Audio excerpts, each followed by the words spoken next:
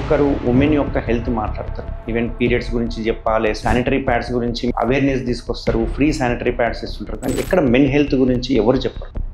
అమ్మాయిల కన్నా at least 13 to 14 years తర్వాతనే పీరియడ్ స్టార్ట్ అవుతుంది. అబ్బాయిలకు చూసుకుంటే పుట్టుకతోటే మనకు శుద్ధి అనేది ఒక సాధారణ ప్రక్రియ, డాక్టర్లు కూడా చేయాల్సిన అవసరం లేదని చాలా మంది భావిస్తుంటారు. యాక్చువల్గా దీనికి నిపుణులైన డాక్టర్లే ఎందుకు అవసరమో 2017లో నేను చేసినప్పుడు అది ఓన్లీ ఫర్ ముస్లిమ్స్కి కాదు, హిందువులు కూడా చేయించుకోవచ్చు అన్న అవేర్నెస్ కూడా లేదు కంప్లీట్గా వాళ్ళకి. బాగా నాకు ఆశ్చర్యం వేసింది ఏంటంటే 212 సర్జరీలు కేవలం 6 గంటలు, అంటే కేవలం 1.7 minute ఒక సర్జరీ. ఇది చూస్తుంటే అసలు నాకు ఏదో రోబో సినిమాల, రజనీకాంత్ సినిమాల టప్ టప్ టప్ టప్ టప్ జరిగినట్టు అనిపించింది. యాక్చువల్లీ సాధ్యమా, ఎలా సాధ్యమైంది? ఫ్రాంక్గా చెప్పాలంటే ఓపెన్ సర్జరీకి ఎంత కాదన్నా 1/2 hour to 45 minutes టైం పడుతుంది. ఈ స్టేబులర్ సర్జరీని కరెక్ట్గా చేస్తే 30 to 45 seconds ఒక సర్జరీ కంప్లీట్ చేయొచ్చు.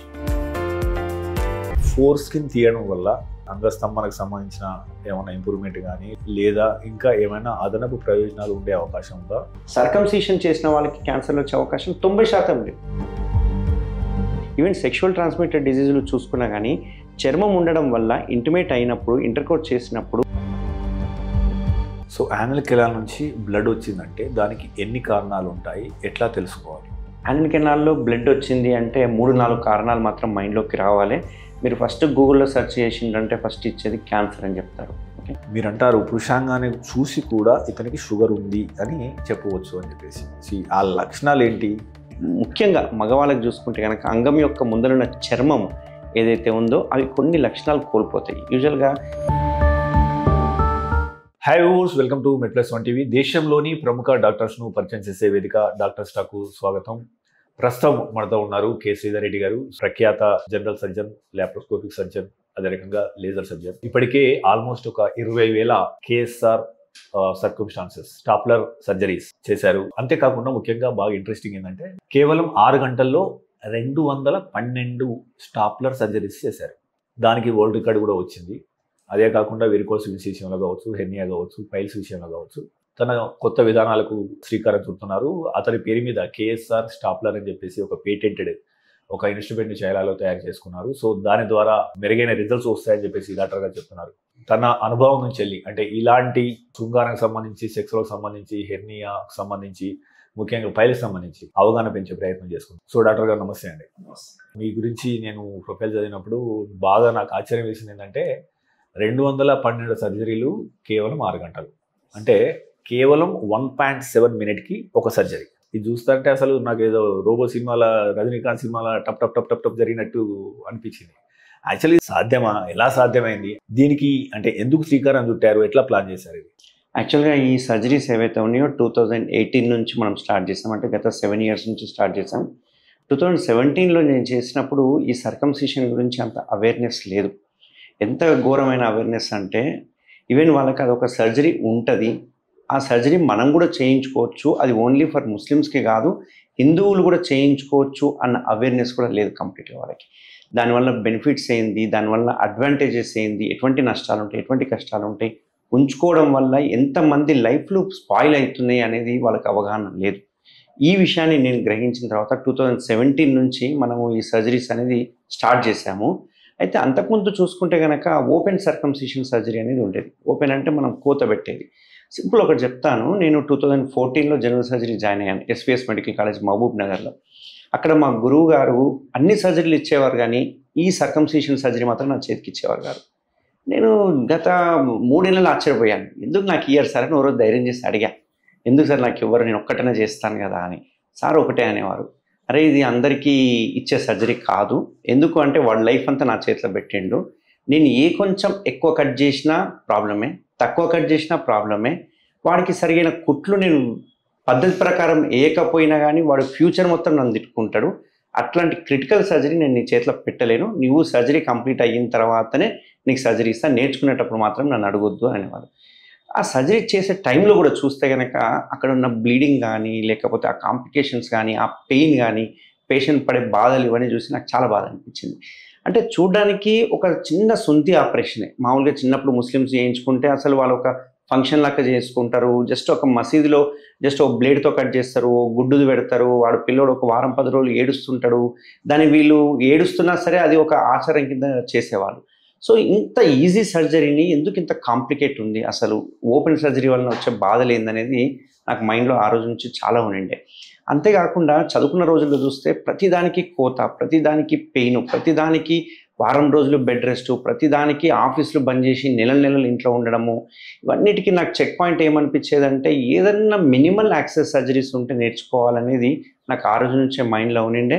2017 నుంచి దీనికి ఏం చేయొచ్చు అని చెప్పేసి గత ఒక 1 ఇయర్ నేను రీసెర్చ్ చేసుకున్న తర్వాత ఇట్లా ఒక స్టేప్లర్ అవైలబుల్ ఉంది, మన ఇండియాలో లేదు, మనం ఇంట్రొడ్యూస్ చేయాలి అని చెప్పేసి 2017-18లో మనం దీన్ని ఇంట్రొడ్యూస్ చేయడం జరిగింది.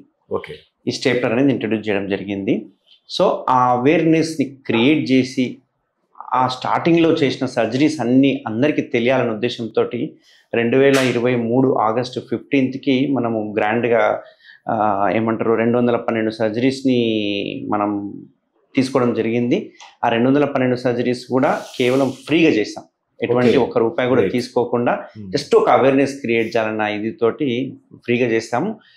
ఫ్రాంక్గా చెప్పాలంటే ఓపెన్ సర్జరీకి ఎంత కదన్నా 1/2 అవర్ to 45 మినిట్స్ టైం పడుతుంది. ఈ స్టేబులర్ సర్జరీని కరెక్ట్గా చేస్తే 30 to 45 సెకండ్స్లో ఒక సర్జరీ కంప్లీట్ చేయొచ్చు. సో అంటే ఎట్లా మొబిలైజ్ చేశారు, అంత మంది రావడం కూడా, ఆ సమస్యతో రావడం కూడా అదే సవాలే కదా. ఇందులో patient to patient mouth publicity అయ్యి ఆ రోజు చేస్తున్నామని చెప్పేసి కొంచెం అవేర్నెస్ వీడియోస్లో ఇవ్వడం జరిగింది, మన వెబ్సైట్లో కూడా పెట్టడం జరిగింది. ఎవరైనా ఉంటే చేసుకోమని చెప్పాము. అందులో కూడా పేషెంట్స్ మళ్ళీ అందరూ తెలంగాణ నుంచి తీసుకోకుండా ప్రతి స్టేట్ నుంచి 15 మందిని సెలెక్ట్ చేయడం జరిగింది. దీనివల్ల బీహారు, ఛత్తీస్గఢ్, కలకత్తా నుంచి కూడా మేము 15-20 మంది పేషెంట్స్కి ఫ్రీ ఆపరేషన్. సో డాక్టర్ గారు, ఇప్పుడు మీ స్టాప్లర్ విషయానికి వద్దాము. మీ అవసరానికి నేనే ఒక సరికొత్త పరికరాన్ని సృష్టించుకోవాలన్న ఆలోచన ఎందుకు వచ్చింది? ఇప్పుడు స్టాప్లర్స్ మార్కెట్లో అందుబాటులో ఉన్నాయి. ఆ స్టాప్లర్కి ఇప్పుడు మీ బ్రాండ్తో కేఎస్ఆర్ స్టాప్లర్ అని మీరు ప్రత్యేకంగా తయారు చేస్తున్న స్టాప్లర్కి తేడా ఏంటి? 2017-18లో మనం ఈ స్టేప్లర్ తీసుకున్నాక బయట వాళ్ళతో చాలామందితో, చైనా వాళ్ళతో మాట్లాడి స్టేప్లర్స్ ఇంపోర్ట్ చేయడం జరిగింది. చేసిన తర్వాత ఫస్ట్ ఇనీషియల్ ఒక 1-2 ఇయర్స్ వరకు అందులో పిన్స్ ఉండేవి, బట్ ఆ పిన్స్ కూడా చాలా ఎంటైర్లీ డిఫరెంట్ ఉండేవి. అంతేకాకుండా ఆ పిన్స్ కౌంట్ ఏదైతే ఉందో మనకు సైజెస్ని బట్టి 20 నుంచి 22, 24, 26 కూడా కౌంట్స్ ఉంటాయి. ఆ పిన్స్ ఏవైతే ఉన్నాయో ఫస్ట్ ఫ్లాట్ పిన్స్ ఉండేవి.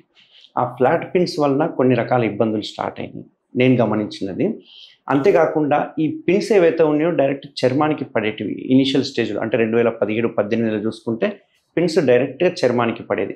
దీనివల్ల ఇబ్బంది ఏంటంటే కొన్నిసార్లు ఆ పిన్స్ ఊడిపోకపోతే మళ్ళీ పిన్నులు తీయాల్సిన అవసరం పడేది, మళ్ళీ తీయడానికి పేషెంట్ మన దగ్గరికి రావాలి. అంతేకాకుండా పెయిన్ కావచ్చు, లేకుంటే బ్లీడింగ్ కానీ ఇట్లాంటివి కొంచెం హెవీగా ఉండేది స్టార్టింగ్లో. బట్ ఒక 1 ఇయర్ తర్వాత నాకు, అంటే మన ఇండియన్ పేషెంట్స్కి ఆ స్టేప్లర్లు యూజ్ కాదు, మనం కొన్ని బెనిఫిట్ చేయాలి, ఏం మారిస్తే బాగుంటుంది అని మ్యానుఫ్యాక్చరర్స్తో మాట్లాడిన తర్వాత పిన్ షేప్ మార్చుకోవడం జరిగింది. పర్టికులర్గా నేను ఒక మ్యానుఫ్యాక్చరర్ దగ్గర చేయించుకున్న తర్వాత అక్కడున్న రీసెర్చ్ టీమ్తో మాట్లాడేసి నాకు కావాల్సిన డిజైన్ ఏదైతే ఉందో పేపర్ మీద ఎక్స్ప్లెయిన్ చేసి వాళ్ళకి ఇవ్వడం జరిగింది. దాని ప్రకారం వాళ్ళ పిన్నుల లెంత్ కావచ్చు, కౌంట్ కావచ్చు, సైజు కానీ, థిక్నెస్ కానీ ఇవన్నీ నాకు అనుగుణంగా తయారు చేసి ఇచ్చారు ఫస్ట్ది. రెండవది, ఈ పిన్నులు ఏవైతే ఉన్నాయో డైరెక్ట్ పడడం వల్ల తీయాల్సిన అవసరం పడుతుంది. ఎందుకంటే యాజ్ ఎ మ్యానుఫ్యాక్చరర్గా వాళ్ళు తయారు చేసిస్తారు, వాడడం మనం వాడతాం కాబట్టి దానిలో వచ్చే బాధలు పేషెంట్ నా దగ్గరికి మళ్ళీ రిటర్న్ వచ్చి ఏం చెప్తున్నారు అనేది గమనించుకున్న తర్వాత ఆ పిన్నులు తీయకుండా ఉండాలంటే ఏం చేయాలి అనేది దాన్ని బట్టి మనం ఒక సిలికాన్ రింగ్ అనేది ఒకటి పెడితే ఆ సిలికాన్ రింగ్ నుంచి పిన్స్ పడతాయి. కాబట్టి రింగ్ ఊడిపోయిందంటే ఆటోమేటిక్గా పిన్స్ పడిపోతాయి అనే ఒక టెక్నాలజీ వల్ల మనం ఆ సిలికాన్ రింగ్ని మొట్టమొదటిగా మన స్టేప్లర్ని ఇంట్రొడ్యూస్ చేయడం స్టార్ట్ చేసాం. 2018-19లోనే ఆ సిలికాన్ రింగ్ అనేది పెట్టుకోవడం జరిగింది. అంతేకాకుండా ఫారినర్స్ కావచ్చు, లేకపోతే ఇంకేమైనా అదర్ కంట్రీస్లో ఉన్న స్కిన్ కావచ్చు, మన ఇండియన్ యొక్క స్కిన్ కావచ్చు, ఎంటైర్లీ డిఫరెంట్. మన ఇండియన్స్ స్కిన్ కొంచెం పల్చగా మెత్తగా ఉంటుంది, బయట వాళ్ళది కొంచెం థిక్నెస్ ఉంటుంది. దానికి అనుగుణంగా బ్లేడ్ యొక్క థిక్నెస్ కూడా మార్చడం జరిగింది. సో మనం వాడే స్టేప్లర్ ఏదైతుందో డిస్పోజబుల్ స్టేప్లర్. ఇనిషియల్ స్టేజ్లో కొన్ని డిస్పోజబుల్ కాకుండా రీయూజబుల్ స్టేప్లర్ కూడా వచ్చినాయి ఇనిషియల్ స్టేజ్లో. బట్ దానిలో ఒకసారి పేషెంట్కి వాడిన తర్వాత బ్లేడ్ మొత్తం ముద్దు బారిపోతుంది ఒకసారి కట్ అవ్వగానే. సో సెకండ్ టైం కట్ అయ్యేది కాదు. సో దాన్ని బట్టి ఆ థిక్నెస్ని, షార్ప్నెస్ని కూడా మనము వేరే మార్చుకోవడం జరిగింది అన్నట్టు. అట్లా వచ్చిన స్టేప్లరే కేఎస్ఆర్ బ్రాండెడ్ స్టేప్లరు. ఆ స్టేప్లర్ తోటే మనం గత కొన్ని సంవత్సరాల నుంచి సర్జరీలు చేయడం జరిగింది. డాక్టర్ గారు, అంటే ఇప్పుడు మీరు మీ పేటెంట్గా ఉండి నా చైనాలో తయారు చేయించుకుంటున్న ఏదైతే కేఎస్ఆర్ స్టాప్లర్ ఉందో దాన్ని ఒకసారి మాకు చూపిస్తారా? అది ఎందుకు ప్రత్యేకమైనది? ఇప్పుడు మామూలుగా బయట అన్ని చోట్ల దొరికే వైట్ కలర్ స్టేప్లర్ అంటారు కదా, యూజువల్లీ ఇది నార్మల్ స్టేప్లర్. గత కొన్ని సంవత్సరాలు దీనిలో పెద్దగా మార్పులు ఏం లేవు. అయితే ఇందులో చూసుకుంటే కనుక నాకు ఈ కేఎస్ఆర్ అనే బ్రాండెడ్ మేము పేటెంట్ తీసుకున్నాం కాబట్టి మేము వేసుకున్నాము. అయితే ఈ స్టేప్లర్లో ఈ ముందర వచ్చే సిలికాన్ రింగ్ ఇనిషియల్ స్టేజ్లో మనం రింగ్ గురించి ఆలోచించడం కానీ రింగ్ థిక్నెస్ కావచ్చు, లేకుంటే రింగ్ వలన పేషెంట్కి ఏమైనా ఇబ్బంది ఉంటుందా అనేది మనం ఆలోచించలేదు. అప్పుడు జస్ట్ పిన్నులు ఊడిపోవాలి, పిన్నుల కోసం డాక్టర్ దగ్గరికి రావద్దు అనేది మైండ్లో ఉండి మనం ఆ పిన్నుల గురించి చూసుకొని అక్కడ ఒక సిలికాన్ రింగ్ చేసుకున్నాం. అయితే ఆ సిలికాన్ రింగ్ ఏదైతే మెటీరియల్ ఉందో కొంచెం హార్డ్గా ఉంటుంది ఇందులో వాడే స్టేప్లర్లు. దీనివల్ల ఏమవుతుందంటే యూజువల్గా సర్కంసిషన్ చేయించిన తర్వాత మనం అంగం చిన్నగా ఉన్నప్పుడు శుంఠి చేస్తాం కాబట్టి ఒక 10-15 రోజులు అంగం స్తంభన కావద్దని చెప్తుంటాం, ఎరెక్షన్స్ అవ్వద్దని చెప్తుంటాం. బట్ సడన్గా ఎరెక్షన్ అయ్యింది నిద్రలో, ఎందుకంటే ఉదయం పూట అంటే పేషెంట్ చేతిలో ఉంటుంది, ఎర్లీ మార్నింగ్ ఒక్కోసారి అనుకోకుండా ఎరెక్షన్స్ అవుతుంటాయి. అట్లాంటప్పుడు ఈ రింగ్ అనేది ఊడిపోవడము, లేకుంటే పిన్నులు గ్యాప్ రావడము, బ్లీడింగ్ అవ్వడము, వాపు రావడం, ఇట్లాంటివన్నీ మేము నోటీస్ చేసాం. నోటీస్ చేయగానే మనకి ఏమనిపించిందంటే ఓకే, ఇదంతా ఈ సిలికాన్ రింగ్ హార్డ్ ఉండడం వల్లనే కదా జరిగింది, దీన్ని ఏమైనా ఇంప్రూవైజ్ చేసి సాఫ్ట్గా రబ్బర్ లాంటిది ఒక స్కిన్ లాగానే ఉంటే అది ఎక్స్పాండ్ అవుతుంది కదా అని ఒక ఆలోచనతోటి మళ్ళీ మనము కంపెనీ వాళ్ళతో మాట్లాడిన తర్వాత ఈ సెకండ్ జనరేషన్ స్టేప్లర్ అనేది తీసుకురావడం జరిగింది అన్నట్టు. ఈ సెకండ్ జనరేషన్ స్టేప్లర్లా మీరు చూసుకుంటే షేప్ కావచ్చు, డిజైన్ కానీ అన్ని డిఫరెంట్గా ఉంటాయి. ఎందుకు డిఫరెంట్గా ఉన్నాయి డిజైన్ అవన్నీ అనుకుంటే కనుక, ఇప్పుడు ఈ నార్మల్ స్టేప్లర్ ఎటువంటి విండో లేదు. మనం ఇది స్కిన్ పెట్టిన తర్వాత ఎంత కట్ అవుతుంది, లేకుంటే స్కిన్ ఎక్కువ ఉంటే కనుక ఇది లాక్ అయిపోతుంది. ఎందుకంటే ఇందులో పట్టేంత స్కిన్ కంటే ఎక్కువ ఉందనుకోండి ఫైర్ చేయలేరు, ఎందుకంటే మొత్తం నిండిపోతే స్పేస్ ఉంటుంది. అట్లాంటి వాటికి ఇది చాలా ఇబ్బంది. అండ్ రెండవది ఇంకొకటి ఏంటి అంటే ఇందులో ఉండే బ్లేడ్ కావచ్చు, పిన్నులు కానీ లేకుంటే సిలికాన్ రింగ్ కానీ ఎంటైర్లీ ఇందులో మొత్తం మార్పులు చేసి, అందుకే దీన్ని సెకండ్ జనరేషన్ అంటాం.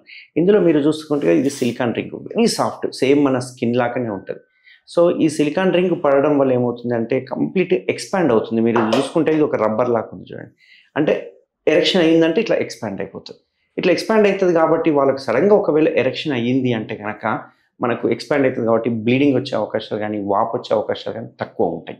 అండ్ రెండో అడ్వాంటేజ్ చూసుకుంటే కనుక ఇది ఒక హోల్ విండో వచ్చేసి, ఈ విండో వలన ఏమవుతుందంటే చర్మము ఎంత ఎక్కువ చర్మం ఉన్నా, ఎంత థిక్ స్కిన్ ఉన్నా కానీ ఈ చర్మం మొత్తం పాపౌట్ ఇట్లా బయటకు వచ్చేసేస్తుంది, ఒక ఫ్లవర్ లాగా బయటకు వచ్చేస్తుంది. దీనివల్ల కొట్టడం అంటే ఫైరింగ్ చాలా ఈజీ. అదే నార్మల్ స్టేప్లో అయితే లాక్ అయిపోతుంది. అందుకే డయాబెటీస్ ఉన్న పేషెంట్లో థిక్ స్కిన్ ఉన్న వాళ్ళకి ఈ స్టేప్లో బ్రహ్మాండంగా పనిచేస్తుంది. ఓకే, ఇందులో ఉన్న పిన్నులు చూస్తే కనుక ఇవి లైన్గా ఉండకుండా జిగ్జాగ్గా ఉంటాయి, అంటే ఇట్లా క్రాస్గా ఉంటాయి. ఇట్లా క్రాస్గా ఉండడం వల్ల ఏమవుతుందంటే బ్లడ్ సప్లై ఏదైతే ఉందో బ్యాక్ వెళ్ళిపోయే సప్లై వెళ్ళిపోతుంది కాబట్టి వాప్ అనేది కొంచెం తక్కువ ఉంటుంది. ఇది దాని సెకండ్ జనరేషన్ యొక్క అడ్వాంటేజ్. ఈ స్టేప్లర్ పర్టికులర్గా మన హాస్పిటల్లో మాత్రమే ప్రస్తుతానికి అవైలబుల్గా ఉన్నాయి. తర్వాత మళ్ళీ మార్కెట్లో అన్ని చోట్ల అవైలబుల్గా ఉంటాయి. సో డాక్టర్ గారు, అంటే మీరు అన్నట్టు శుంఠి అనేది ఒక సాధారణ ప్రక్రియ, డాక్టర్లు కూడా చేయాల్సిన అవసరం లేదని చాలా మంది భావిస్తుంటారు. యాక్చువల్గా దీనికి నిపుణులైన డాక్టర్లే ఎందుకు అవసరమో, ఎందుకంటే సాధారణంగా ఛానల్ కరెక్ట్ ఉందా లేదా కూడా చూడాల్సిన అవసరం ఉంటుంది. హైపోస్పీడియస్ లాంటి సమస్యలు ఉంటాయి. ఇవి చూడకుండా చేస్తే ఆ ఫోర్స్కి వెళ్ళిపోయిన తర్వాత మన ఛానల్ క్రియేట్ చేయాలంటే చాలా ఇబ్బంది అవుతుంది. దీనికి బలం చేకూర్చేలా సో శుంఠి అనేది కేవలం సర్టిఫైడ్ సర్జన్ మాత్రమే చేస్తే బాగుంటుందని చెప్పడానికి మీరు చెప్పే అంశాలు ఏంటి? ఈ శుంఠి ఆపరేషన్ అనేది ఎవరు చేయొచ్చు అంటే ఒక ఎంబీబీఎస్ చేసిన ఏ డాక్టర్ అయినా చేయొచ్చు. ఎందుకంటే ఎంబీబీఎస్ అనే డిగ్రీలోనే మనం సర్జరీలు నేర్చుకుంటాము. బేసిక్ సర్జరీస్ అన్నీ ఎంబీబీఎస్ డాక్టర్గా చేయొచ్చు. ఎంబీబీఎస్ డాక్టర్ కాకుండా జనరల్ సర్జన్ చేయొచ్చు. జనరల్ సర్జన్ కాకుండా ఒక యూరాలజిస్టులు చేయొచ్చు. అంటే ఒక ఎంబీబీఎస్ డాక్టర్ అయిన తర్వాత ఏ స్పెషలిస్టులు వాళ్ళైనా కానీ మనకి జనరల్ సర్జరీతో సంబంధం లేకుండా ఈ శుంఠి ఆపరేషన్ చేయొచ్చు. ఒకటి. రెండవది, ఈ శుంఠి ఆపరేషన్ మామూలుగా ఇప్పుడు ముస్లిమ్స్ ఉన్నారు, మరి ఏ సర్జన్ చేస్తున్నారు ముస్లిమ్స్కి? ఓన్లీ నమాజ్ చేసేవాళ్ళు, మసీదులో చేసేవాళ్ళు, లోకల్ క్వాక్స్ చేస్తూ ఉన్నారు ఇట్లాంటి సర్జరీస్ని. అట్లాంటిది ఇప్పుడు మనం స్టేప్లర్ తీసుకొచ్చాక దీనికి ప్రాపర్ ట్రైనింగ్ కనుక ఉంటే దీన్ని ఎంబీబీఎస్ చదివిన వాళ్ళు ఏ డాక్టర్ అయినా మనం ఈ సర్జరీస్ని చేసుకోవచ్చు. దీనికి పర్టికులర్ ఈ స్పెషలిస్టులు వాళ్ళే చేయాలనే రూల్ ఎక్కడ లేదు. రెండవది, హైపోస్పాడియాసిస్ అన్నారు కదా, ఈ హైపోస్పాడియాసిస్ ఉన్న వాళ్ళకి మనం యూజువల్గా ఆ ముందరున్న చర్మాన్ని ఒక ఛానల్ క్రియేట్ చేయడానికి ఉపయోగించుకుంటాం. కాబట్టి హైపోస్పాడియాసిస్లో కూడా స్టేజెస్ ఉంటాయి. సో ఒక థర్డ్ స్టేజ్ దాటిన తర్వాత, అంటే ఆ యొక్క హోల్, యూరిన్ పోసే హోల్ ఏదైతే ఉందో పెనిల్ షాఫ్ట్ అంటాం, అంటే పెనిస్కి ముందర కాకుండా మధ్యలో ఉన్న వాళ్ళకి ఈ సర్జరీ 100% చేయకూడదు. అట్లాంటి వాళ్ళకి ఏం చేస్తామంటే ఆ స్కిన్ని మనం వాడుకుంటాం కాబట్టి ఆ స్కిన్ని మనం ఖచ్చితంగా రిటైన్ చేయాల్సి వస్తుంది. అందుకే ప్రతి పేషెంట్ని మనం చూసినప్పుడు హైపోస్పాడియాసిస్ ఉందా లేదా అనేది మనం ఖచ్చితంగా గమనించుకుంటాము. దాన్ని బట్టి మనం ఈ సర్జరీస్ అనేవి చేస్తూ ఉంటాం. 62 లక్షల మంది ప్రజల్లో మెడ్ప్లస్ బ్రాండ్ మెడిసిన్స్ కి మారడం వలన 915 కోట్ల రూపాయలు సేవ్ చేసుకున్నారు. అదే మెడిసిన్స్ అదే క్వాలిటీతో 50 to 80% డిస్కౌంట్. ఫోర్ స్కిన్ అంటే పురుషాంగానికి ముందు ఉండే స్కిన్, ఇది కేవలం చిన్న పిల్లల్లో మాత్రమే ఉంటుంది, చిన్నప్పుడు మాత్రమే చేయాలి అన్న అపోహ ఉంది యాక్చువల్గా. కానీ ముఖ్యంగా డయాబెటీస్ ఉన్న వారికి 40 తర్వాత కూడా ఫోర్ స్కిన్ ఏర్పడే అవకాశం ఉంటుంది అని అంటున్నారు. ఇందులో వాస్తవం ఎంత? దీని మీద అవగాహన పెంచే ప్రయత్నం చేయండి. మామూలుగా పుట్టుకతోటే మనకు చర్మం అనేది ఉంటుంది డిఫాల్ట్గా. అయితే ఆ చర్మము చిన్న ఏజ్లో కనుక చూసుకుంటే కనుక అప్ టు 5 years వరకు ఏదైతే ఉందో చర్మం ముందరకు అతుక్కొని ఉంటుంది. దాన్నే ఫిజియలాజికల్ ఫైమోసిస్ అంటుంటాం. అందుకే 5 years వరకు సర్కంసిషన్ యూజువల్గా ప్రిఫర్ చెయ్యం. ఎందుకంటే యాజ్ ఎ పేరెంట్గా కావచ్చు, గ్రాండ్ పేరెంట్స్గా కొంచెం వెనక్కి కనుక అంటే కనుక చర్మం మూవ్ అయ్యే అవకాశాలు ఉంటాయి. బట్ అదే ముస్లిమ్స్ కమ్యూనిటీ చూసుకుంటే కనుక 4 నుంచి 11 సంవత్సరాల ఏజ్ వచ్చినప్పుడు వాళ్ళు సర్జరీ చేయించుకోవడానికి విల్లింగ్గా ఉంటారు. వాళ్ళకు ఒక కస్టమ్స్ ఉంది, 4 years to 11 years మధ్యన ఫంక్షన్ చేయడము ఇట్లాంటివన్నీ. దాంతో వాళ్ళు ఏం చేస్తారంటే ఆ ముందర చర్మాన్ని తీసేయడం అనేది స్టార్ట్ చేస్తారు. అయితే అడల్టరీ అంటే మనకు ఒకసారి 5 ఏళ్ల లోపల కనుక చర్మం వెనక్కి రాకపోతే అది అలాగే కంటిన్యూ అయిపోతుంది. 5 ఏళ్ల తర్వాత పిల్లోడు ఏంటంటే కొంచెం మనము వెనక్కి అనడం ప్రాక్టీస్ చేయకపోతే ఆ చర్మం అలాగే ముందరికి అతుక్కపోయి స్లోగా మనం మూత్రం పోసినప్పుడు బెలూన్ లాగా ఉబ్బడం కావచ్చు, లేకపోతే ఇరిటేషన్, దురద, లేకపోతే రికరెంట్ యూరిన్ ట్రాక్ట్ ఇన్ఫెక్షన్ రావడం ఇట్లాంటివన్నీ గమనించడం జరుగుతుంది. ఏజ్ పెరిగే కొద్ది కల్లా ఒక 9 years 10 years తర్వాత పేషెంట్స్ ఎవరైతే పిల్లలు ఉంటారో ఓన్గా స్నానం చేయడం ప్రాక్టీస్ చేస్తుంటారు. యాజ్ ఎ పేరెంట్గా మనం గైడ్ కనుక చేయకపోతే వాళ్ళ చర్మాన్ని వెనక్కి అనడం అనేది ప్రాక్టీస్ తప్పిపోతుంది. అట్లా తప్పిపోయే వరకు ఏమవుతుందంటే అడోలసెంట్ ఏజ్ గ్రూప్ వచ్చే వాళ్ళకి చర్మం అనేది వెనక్కి పోకపోవడం వల్ల అక్కడ దురదలు పెట్టడము, స్మెగ్మా అనేది ఫామ్ అవ్వడము ఇట్లాంటివన్నీ చూస్తూ ఉంటాం. ఇంతకుముందు చూసుకుంటే ఒక 10-15 years బ్యాక్ చూసుకుంటే కనుక ఈ డయాబెటీస్ అనే క్వశ్చన్ ఏదైతే ఉందో ఈ క్వశ్చనేర్ మీరు అన్నట్టుగా 45-50 years ఏజ్ గ్రూప్ వాళ్ళకు మనం క్వశ్చనేర్లో యాడ్ చేసేవాళ్ళం మీకు షుగర్ ఉందా అని. ఇప్పుడున్న జనరేషన్లో చూసుకుంటే 15 సంవత్సరాల నుంచే మనం ఈ క్వశ్చనేర్లో జాయిన్ చేసాం. ఏంటి అంటే మీకు డయాబెటీస్ ఉందా, షుగర్ ఉందా, బీపీ ఉందా అని. సో వన్స్ డయాబెటీస్ అటాక్ అయ్యింది అంటే ఆ ముందర చర్మం క్వాలిటీ పోతుంది. క్వాలిటీ పోవడమే కాకుండా పగుళ్ళు ఏర్పడడం కావచ్చు, లేకుంటే విపరీతమైన మంట, నొప్పి, వెనక్కి అనుకోలేక ఇట్లా సఫర్ అవుతుంటారు. దీన్ని బెలనైటిస్ అంటుంటాం. ఈ బెలనైటిస్ వచ్చింది అంటే స్లోగా ఎరెక్టైల్ డిస్ఫంక్షన్స్ వచ్చే అవకాశాలు ఉంటాయి. ఈవెన్ కొన్ని అంటే ఒక 100లో చూసుకుంటే 3.8% క్యాన్సర్గా కూడా కన్వర్ట్ అయ్యే అవకాశాలు ఖచ్చితంగా ఉంటాయి. సో డాక్టర్ గారు, అంటే ఈ ఫోర్ స్కిన్ తీయడం వల్ల అంగస్తంభనకు సంబంధించిన ఏమైనా ఇంప్రూవ్మెంట్ కానీ, లేదా స్టెమినా పెరిగే అవకాశం కానీ, లేదా ఇంకా ఏమైనా అదనపు ప్రయోజనాలు ఉండే అవకాశం ఉందా? ముఖ్యంగా ఇది చేసిన తర్వాత ఎంతకాలం ఇబ్బంది ఉంటుంది, ఎంత టైం పడుతుంది, ఎంత ఖర్చు అవుతుంది? సో ఈ సర్కంసిషన్ సర్జరీ అనేది మనం ఏ ఏజ్ గ్రూప్కైనా చేసుకోవచ్చు, పర్టికులర్ ఈ ఏజ్ వాళ్ళకని ఏం లేదు. స్కిన్ ఉండడం వల్ల ఒకటే ఒక బెనిఫిట్ ఏంది అంటే ఎటువంటి ట్రామాస్ అంటే దెబ్బలు తగలకుండా, అంటే మనకు లోపల ఉండే గ్లాండ్స్ అంటాం కదా, హెడ్ భాగం కానీ బుల్లెట్ భాగం అంటాం కదా, దాని మీద స్కిన్ కవర్ ఉంటుంది కాబట్టి అదొక కవచం లాగా ఉపయోగపడుతుంది. బట్ మనం చూసుకుంటే కనుక ఫారిన్ కంట్రీస్ కావచ్చు, ముస్లిం కమ్యూనిటీ కావచ్చు, జ్యూస్ కావచ్చు, ఎనీ రిలీజియన్ తీసుకున్నా కానీ వాళ్ళు చిన్నప్పుడే సర్కంసిషన్ చేయించుకుంటారు, ఎక్సెప్ట్ ఇండియా అండ్ శ్రీలంక. ఎందుకు అంటే మన దగ్గర మాత్రం ఇది ప్రాక్టీస్ లేదు. ఇప్పటికీ చాలామంది నన్ను అడిగే ఒకటే ఒక క్వశ్చన్, ఈ సర్జరీ ముస్లిమ్స్ చేయించుకుంటారు కదా, నేను చేయించుకోవాలా అనే క్వశ్చన్ ఎప్పుడు డిఫాల్ట్గా అడుగుతూ ఉంటారు. సో ఇక్కడ సర్జరీ అనేది అది ముస్లిమ్స్కో లేకుంటే ఒక కమ్యూనిటీకి సంబంధించిన సర్జరీ కాదు ఇది. అది మన అవేర్నెస్కి లేక మనం ఎవరం చేయించుకోవట్లేదు. దీనివల్ల అడ్వాంటేజ్ చూసుకుంటే కనుక ఆ ముందర ఉన్న చర్మం తీసేయడం వల్ల క్లీనింగ్గా ఈజీ ఉంటుంది, స్మెగ్మా ఫామ్ కాకుండా ఉంటుంది. అండ్ మీరు అన్నట్టుగా 100కి 100% సెక్షువల్ పర్ఫార్మెన్స్ పెరుగుతుంది, క్యాన్సర్స్ వచ్చే అవకాశాలు తక్కువ ఉంటాయి, సెక్షువల్ ట్రాన్స్మిట్ డిసీజెస్ అంటారు, ఇట్లాంటి ఎస్టీడీస్ కూడా వచ్చే అవకాశాలు చాలా తక్కువ ఉంటాయి. సమయం ఎంత పడుతుంది, ఎంత ఖర్చు అవుతుంది, ఎంతసేపు అంటే బెడ్ రెస్ట్ లాంటివి ఉండాలా? కొంతమంది అనేది ఇది నొప్పితో కూడుకున్నది, కొంతకాలం పని చేయలేమంటారు కదా. ఓపెన్ సర్జరీ 100% నొప్పితో కూడుకున్నదే, వాళ్ళు 15 రోజులు బెడ్ రెస్ట్ తీసుకోవాల్సిందే. బట్ స్టేప్లర్ సర్కంసిషన్ వచ్చిన తర్వాత లెస్ దెన్ 1 minute సర్జరీ అయిపోతుంది, వితిన్ ½ hour డిశ్చార్జ్ జరుగుతుంది. నా పేషెంట్స్ అందరినీ ½ hour to 45 minutes డిశ్చార్జ్ జరుగుతుంది. వాళ్ళు యథావిధిగా ఆఫీస్కి వెళ్ళిపోవచ్చు, ఎటువంటి బెడ్ రెస్ట్ కానీ పథ్యం కానీ ఏది అవసరం లేదు. ఎంత పెయిన్ లేదు అనుకున్నా కానీ ఆ ఒక రకమైన సెన్సేషన్ కావచ్చు, లేకుంటే ఒక రకమైన డిస్కంఫర్ట్ అనేది ఖచ్చితంగా 1 or 2 days ఉంటుంది. బట్ ఓపెన్తో కంపారిజన్ చేస్తే 100కి 100% పెయిన్ అనేది ఉండదు. సో వాళ్ళ కంప్లీట్ రికవరీ అవ్వడానికి 15 to 20 days అనేది పడుతుంది. ఏ వైద్య సమస్యకైనా ప్రారంభంలో గుర్తించడం అనేది చాలా ముఖ్యము. దీని ద్వారా మనము పెద్ద సమస్యలు చిన్నగా చేసే అవకాశం ఉంటుంది.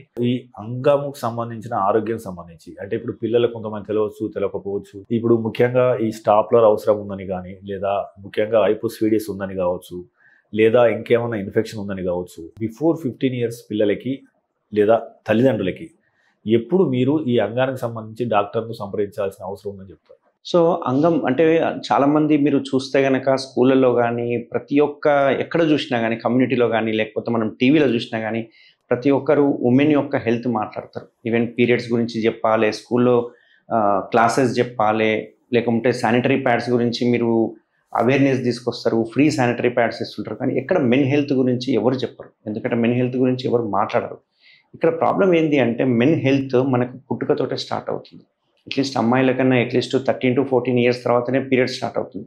బట్ అబ్బాయిలకు చూసుకుంటే పుట్టుకతోటే మనకు ఆ చర్మం ఉండడం వల్ల ఆ లోపల అతుక్కోవడము, స్మెగ్మా అంటే ఈ జిగురు లాంటిది ఫామ్ అవ్వడం కావచ్చు, తెల్లటి ద్రవం లాంటిది ఫామ్ అవ్వడం కావచ్చు, లేకపోతే యూరిన్ పోసినప్పుడు మనకు ముందల చర్మం ఉండడం వల్ల యూరిన్ మిగిలిపోవడం కానీ ఇట్లాంటివన్నీ జరుగుతుంటాయి. పుట్టిన వెంటనే ఇంతకుముందు పాతకాలం చూసుకుంటే కనుక గ్రాండ్ పేరెంట్స్ చాలా మంచి అవేర్నెస్ ఉండేది. సో మీరు గమనిస్తే కనుక గ్రాండ్ పేరెంట్స్ వాళ్ళకి వెన్ని కనడం తెలుసు, ప్రాక్టీస్ ఎలా వెన్ని కనాలని కూడా వాళ్ళకి ఐడియా ఉంది. సో వాళ్ళున్న రోజులంతా మంచిగా హ్యాపీగా ఉండే, ప్రాబ్లం లేకుండా వెన్ని కనడం అంతా ప్రాక్టీస్ చేసేవాళ్ళు. బట్ ఇప్పుడున్న పేరెంట్స్ అస్సలు అవేర్నెస్ లేదు, అందులో గ్రాండ్ పేరెంట్స్ దగ్గర ఉండట్లేదు.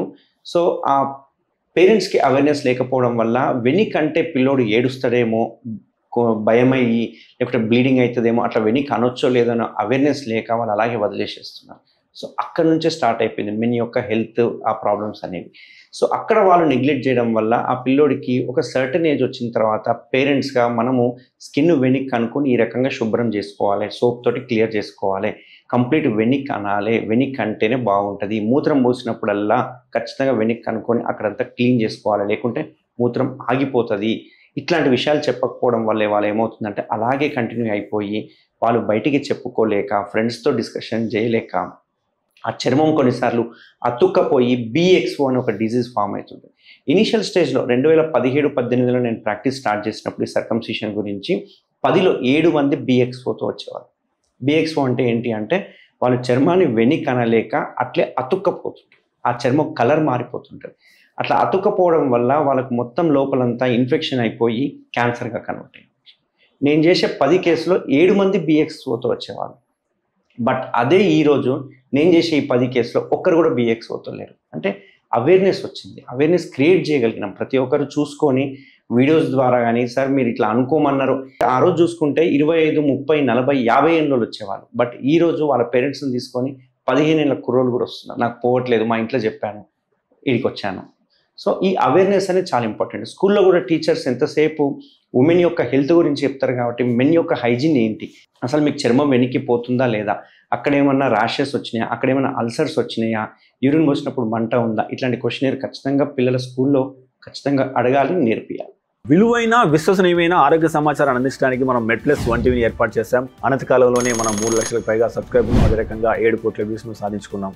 మీ సహకారానికి ప్రత్యేక ధన్యవాదాలు. అయితే మన ఛానల్ చూస్తున్న వారిలో ఇప్పటికీ 94% పైగా మంది సబ్స్క్రైబ్ చేసుకోకుండానే చూస్తున్నారు. మీకు తెలుసు మనం దేశంలో ఉన్న టాప్ డాక్టర్ను ఇంటర్వ్యూ చేస్తూ వస్తున్నాం. అదేవిధంగా అమెరికాలో ఉన్న టాప్ డాక్టర్స్ని ఎంతో మందిని ఇంటర్వ్యూ చేయడం ద్వారా మనం తెలుగులో ఎంతో విశ్వసనీయమైన ఆరోగ్య సమాచారాన్ని ఇస్తూ వస్తున్నాం. సో ఇలాంటి ఇంటర్వ్యూలు మరిన్ని చేయడానికి మాకు అవకాశం ఇవ్వడానికి మీరు ఈ ఛానల్ని సబ్స్క్రైబ్ చేసుకోండి. అదేవిధంగా ఈ ఛానల్ని సబ్స్క్రైబ్ చేసుకోవడం ద్వారా ఈ విలువైన సమాచారం ఏదైతే తెలుగులో ఉందో ఇది 10 మందికి చేరి వారికి కూడా ఉపయోగపడే అవకాశం ఉంటుంది.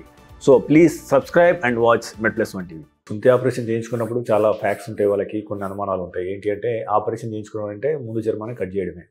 కట్ చేసిన తర్వాత అంటే మీరు అన్నట్టు ఒకవేళ ఎరెక్షన్ అయితే ఎటువంటి సమస్య వస్తుంది, వాళ్ళు డూస్ అండ్ డోంట్స్ గురించి కొద్దిగా అవగాహన కల్పిస్తారు. సర్జరీ ఏ స్టెప్లర్ చేసినా అన్నీ ఒకటే. పోస్ట్ ఆపరేటివ్గా చూసుకుంటే కనుక కొంచెం గోల్డ్ స్టెప్లర్తో చేసింది పెయిన్ తక్కువ ఉంటుంది, వాప్ అనేది తక్కువ ఉంటుంది. బట్ మీరు నార్మల్ స్టేప్లర్ అయినా ఈ స్టేప్లర్ అయినా ఒక 14 రోజుల తర్వాత అంటే పిన్నులు పడిపోయిన తర్వాత ఆల్ ఆర్ ఈక్వల్. అటు కాస్మెటిక్గా చూసుకున్నా కానీ హీలింగ్గా చూసుకున్నా కానీ అన్నీ ఈక్వల్గానే ఉంటుంది ఒకటి.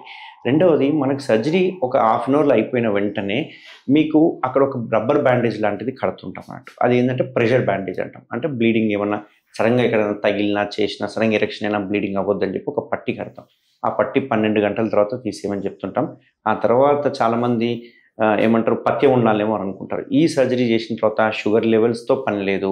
ఎటువంటి ఫుడ్ అయినా పప్పులు గానీ, శనగపప్పులు గానీ ఏవైనా తినొచ్చు. ఎటువంటి పథ్యం గానీ, బెడ్ రెస్ట్ గానీ అవసరం లేదు. జస్ట్ దీంతో తీసుకోవాల్సిన జాగ్రత్తలు 3 జాగ్రత్తలు. ఒకటి ఎరెక్షన్ అవ్వకుండా చూసుకోవాలి. ఎందుకంటే అంగం చిన్నగా ఉన్నప్పుడు వేస్తాం కాబట్టి పెద్దగా అయిందనుకోండి పిన్నులు ఊడిపోయే అవకాశాలు ఉంటాయి.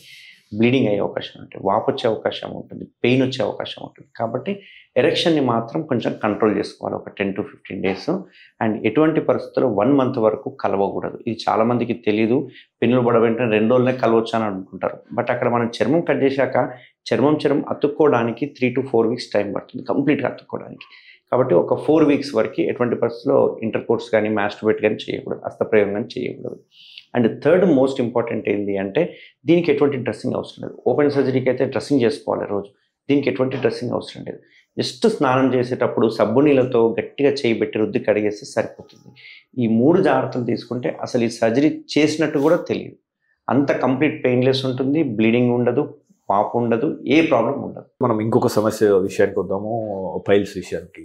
మనము పైల్స్ విషయానికి వచ్చినప్పుడు సాధారణంగా ఒకటి సెడెంటరీ లైఫ్ స్టైల్ కావచ్చు, మలబద్ధకం కావచ్చు, ఫైబర్ ఎక్కువ తీసుకోపోవడం కావచ్చు. అంటే ఎటువంటి కారణాలు మనకి ఈ పైల్స్కి కారణం అవుతున్నాయి? కాలానుగుణంగా ఈ కేసులు పెరుగుతున్నాయా? కారణాలు ఏంటి? పైల్స్ అనేది కంప్లీట్ మన ఏమంటారు మనం హ్యాబిట్స్ వచ్చే డిజీజ్ అన్నట్టు. ఇదేదో సపరేట్గా వచ్చేది ఏది కాదు. మన లైఫ్ స్టైల్ ఎంత బాగుంది అనే దాన్ని బట్టే ఏనల్ కెనాల్ యొక్క లైఫ్ స్టైల్ కావచ్చు, ఏనల్ కెనాల్ యొక్క హెల్త్ కానీ, ఏనల్ కెనాల్ యొక్క డిసీజులు కానీ డిపెండ్ అయి ఉంటాయి. ఎప్పుడైతే మలబద్ధకం స్టార్ట్ అయ్యింది అంటే ఏనల్ కెనాల్‌లో ఫిషర్ వచ్చే అవకాశాలు ఉంటాయి. పైల్స్ కానీ, ఫిస్టులాలు కానీ ఇవి ఏవైనా వచ్చే అవకాశాలు ఓన్లీ మన కాన్‌స్టిపేషన్ మలబద్ధకం గురించి ఉంటుంది. ఒకప్పుడు చూస్తే మలబద్ధకం అనేది చాలా తక్కువ ఉండేది. ఎందుకంటే వాళ్ళు తినే డైట్ కానీ, తీసుకునే వాటర్ కానీ, వ్యాయామాలు, ఎక్సర్సైజ్ కానీ ఇవన్నీ చాలా పర్టిక్యులర్ మంచిగా ఉండేది. ఇప్పుడు మా ఫాదర్ ఏజ్ వాళ్ళని తీసుకుంటే కనుక ఏ రోజు నాకు కాన్‌స్టిపేషన్ హిస్టరీ చెప్పలేదు. బట్ తర్వాత తరాలు మారే కొద్ది కల్లా మనం తీసుకునే జంక్ ఫుడ్ కావచ్చు, చిప్స్ కానీ, లేకుంటే పిజ్జాలు కానీ, బర్గర్స్ కానీ, బిర్యానీలు కానీ ఈ జంక్ ఫుడ్ ఒకటి. రెండోది ఆల్కహాల్ కంటెంట్ కూడా 15% కంటే ఎక్కువ దాటింది అంటే గనక కాన్‌స్టిపేషన్ కాజ్ చేస్తుంది. ఎందుకు అంటే ఇది డీహైడ్రేషన్ అయిపోతుంది. డీహైడ్రేషన్ కావడం వల్ల మోషన్‌లో ఉన్న వాటర్ అంతా అబ్జార్బ్ అయిపోవడం వల్ల మోషన్ అనేది హార్డ్‌గా ఫామ్ అయిపోతుంది. సపోజ్ మీరు ఒక సాఫ్ట్‌వేర్ ఇంజినీర్‌ని తీసుకోండి. తను ఇంట్లో నుంచి బయలుదేరినప్పటి నుంచి కార్‌లో ఏసీనే. ఇంటికి మన ఆఫీస్‌కి వెళ్ళాక అక్కడ 12 గంటల ఆఫీస్‌లో ఏసీనే. దానివల్ల అతను వాటర్ తీసుకునే కన్జంప్షన్ చాలా తక్కువ ఉంటుంది.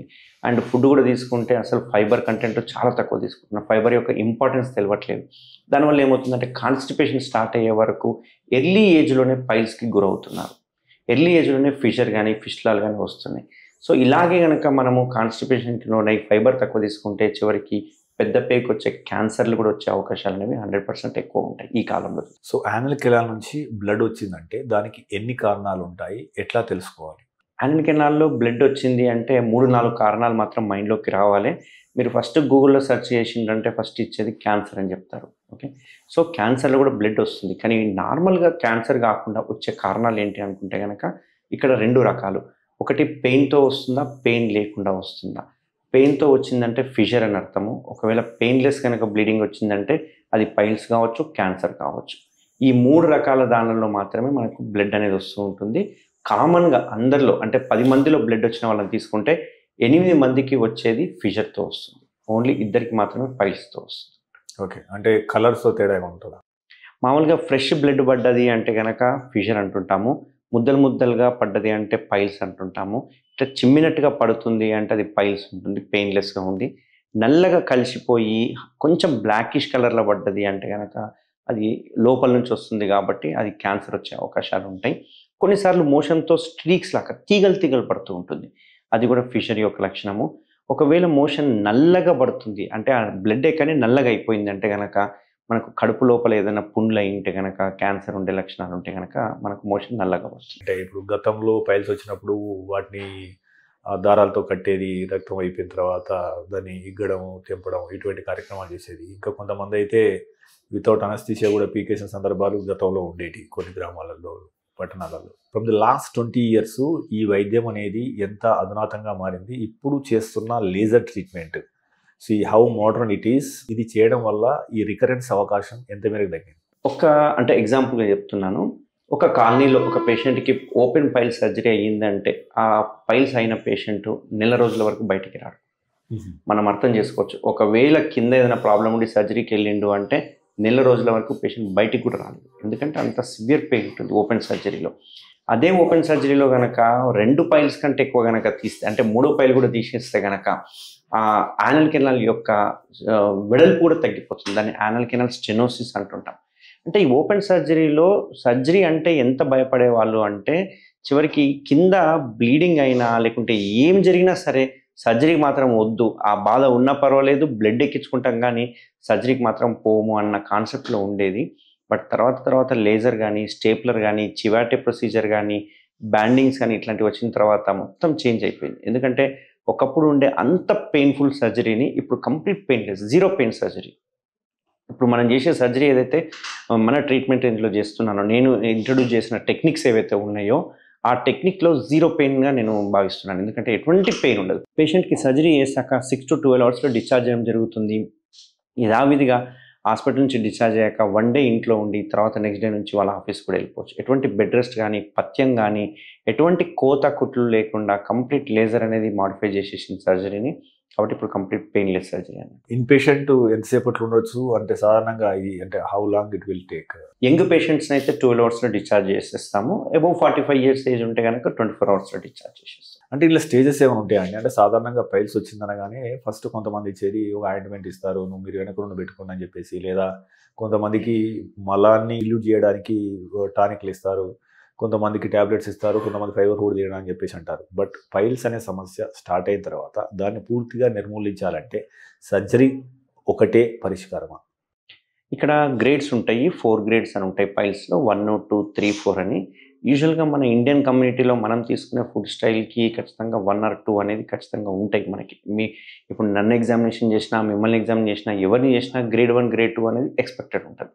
ఎందుకంటే మన బోవెల్ హ్యాబిట్స్ని బట్టి కావచ్చు, లేకపోతే మనం తినే ఫుడ్ని కానీ. అయితే ఎవరికి సర్జరీ చేయాలనేది ఇక్కడ చాలా ఇంపార్టెంట్. కొందరికి Grade 3, Grade 4 ఉంటాయి. వాళ్ళకి 100% సర్జరీ అవసరం పడుతుంది. అందులో ఎక్సెప్షన్ లేదు. బట్ Grade 1, 2 ఉండి వాళ్ళకు ఒకవేళ సిమ్టమాటిక్గా బ్లీడింగ్ పడుతుంది అంటే వాళ్ళకు 100% సర్జరీ చేయాలి. బట్ ఏ బ్లీడింగ్ లేదు, ఒట్టిగా చూయించుకోనికి వచ్చినప్పుడు Grade 1, Grade 2 కనిపించినాయి అంటే దానికి సర్జరీ అవసరం లేదు. కొంచెం లైఫ్ స్టైల్ మాడిఫికేషన్ చేసుకుంటే ఆ Grade 2 కాస్త Grade 3 రాకుండా మనం ఆపుకోవచ్చు. అట్లా కాకుండా కొందరు Grade 2లో ఉండి నెగ్లెక్ట్ చేసి సివియర్ కాన్స్టిపేషన్లో ఉండి మోషన్ పోయినప్పుడల్లా ముక్కడం ఇట్లాంటివి చేస్తే 100% అవి 3గా మారుతాయి. ఎప్పుడైతే 3గా మారింది అంటే అవి బయటికి వచ్చడం స్టార్ట్ అవుతాయి. ఎందుకంటే Grade 1, Grade 2 బయటికి రావు, లోపలనే ఉంటాయి, కానీ ఎప్పుడన్నా బ్లీడ్ అవుతుంటాయి. సో ఆ బ్లీడ్ అయినప్పుడు మాత్రమే డాక్టర్ గుర్తొస్తారు. ఆ తర్వాత డాక్టర్లు ఎవరు గుర్తురారు. సో వాళ్ళు ఏం చేస్తారంటే ఆ బ్లీడ్ కాగానే సిడ్వాజ్ చేయడాలు, లాక్సేటివ్స్ తీసుకోవాలి, ఇవన్నీ చేసే వరకు అది తగ్గిపోతుంది. బట్ కాన్స్టిపేషన్ అలాగే పెట్టుకోవడం వల్ల ఆ పైల్స్ ముద్దలుగా బయటికి రావడం స్టార్ట్ అవుతాయి. సో 3, 4 ఉన్న పేషెంట్లు కూర్చోలేరు, ఈవెన్ కూర్చోలేరు, నిల్చోలేరు.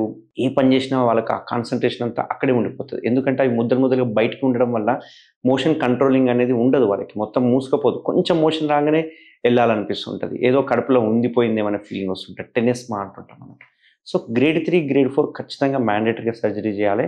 1, 2 ఒకవేళ బ్లీడింగ్ ఉంది అంటే కనుక దానికి సర్జరీ అనేది చేస్తాం. సో అంటే రికరెన్స్ గురించి మనం మాట్లాడదాం. అంటే ఒకసారి చేసిన తర్వాత మళ్ళీ తిరిగి వచ్చే అవకాశం గతంలో ఎలా ఉండేది, ఇప్పుడు ఎలా ఉంది? గతంలో చూసుకుంటే కనుక పైల్స్ని ట్రీట్ చేసే మెథడ్ ఏది ఎట్లా ఉండేది అంటే పైల్స్ వస్తే సర్జరీ చేసేవాళ్ళం. పైల్స్ ఎన్ని వస్తే అన్ని సర్జరీలు చేసేవాళ్ళం. అంటే ఇప్పుడు సపోజ్ ఒక 2 ఉన్నాయి పైల్స్ అనుకోండి, ఆ రెండింటిని కట్ చేసేవాళ్ళం.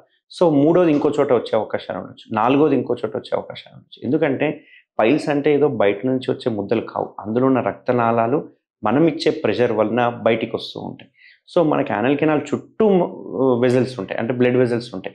సో ఏ పొజిషన్లో అయినా అవి బయటకు వచ్చే అవకాశాలు ఉంటాయి.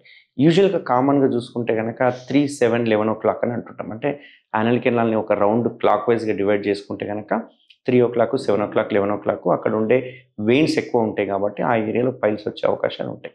ఓపెన్ సర్జరీలో చూసుకుంటే కనుక 2 కంటే ఎక్కువ ట్రీట్ చేయలేం. ఎందుకంటే ఇప్పుడు 3వది ఉందనుకోండి, 2 చేసి 3వ దానికి 6 వారాల తర్వాత సర్జరీ చేస్తాం. ఒకవేళ తప్పిదారిలో 3వది చేసామనుకోండి యానల్ కెనాల్ దగ్గరికి అయిపోతుంది. కాబట్టి వాళ్ళకి పేషెంట్కి ఫర్దర్ ప్రాబ్లం అవుతుంది. బట్ అదే కనుక లేజర్కి వచ్చేస్తే కనుక 3 కాదు 5 పైల్స్ ఉన్నా కానీ ఒకటే సిట్టింగ్లో చేయొచ్చు. ఎందుకంటే ఇంట్లో కోత పెట్టట్లేదు, మనం అక్కడ ఉన్న బ్లడ్ వెజల్స్ని ఏదైతే ఉందో అబ్లేట్ చేస్తాము, అంటే కోయాగ్యులేట్ చేస్తాము. అంటే ఆ పైల్స్కి సప్లై చేసే బ్లడ్ వెజల్స్ని మనము క్లోజ్ చేసేస్తాము.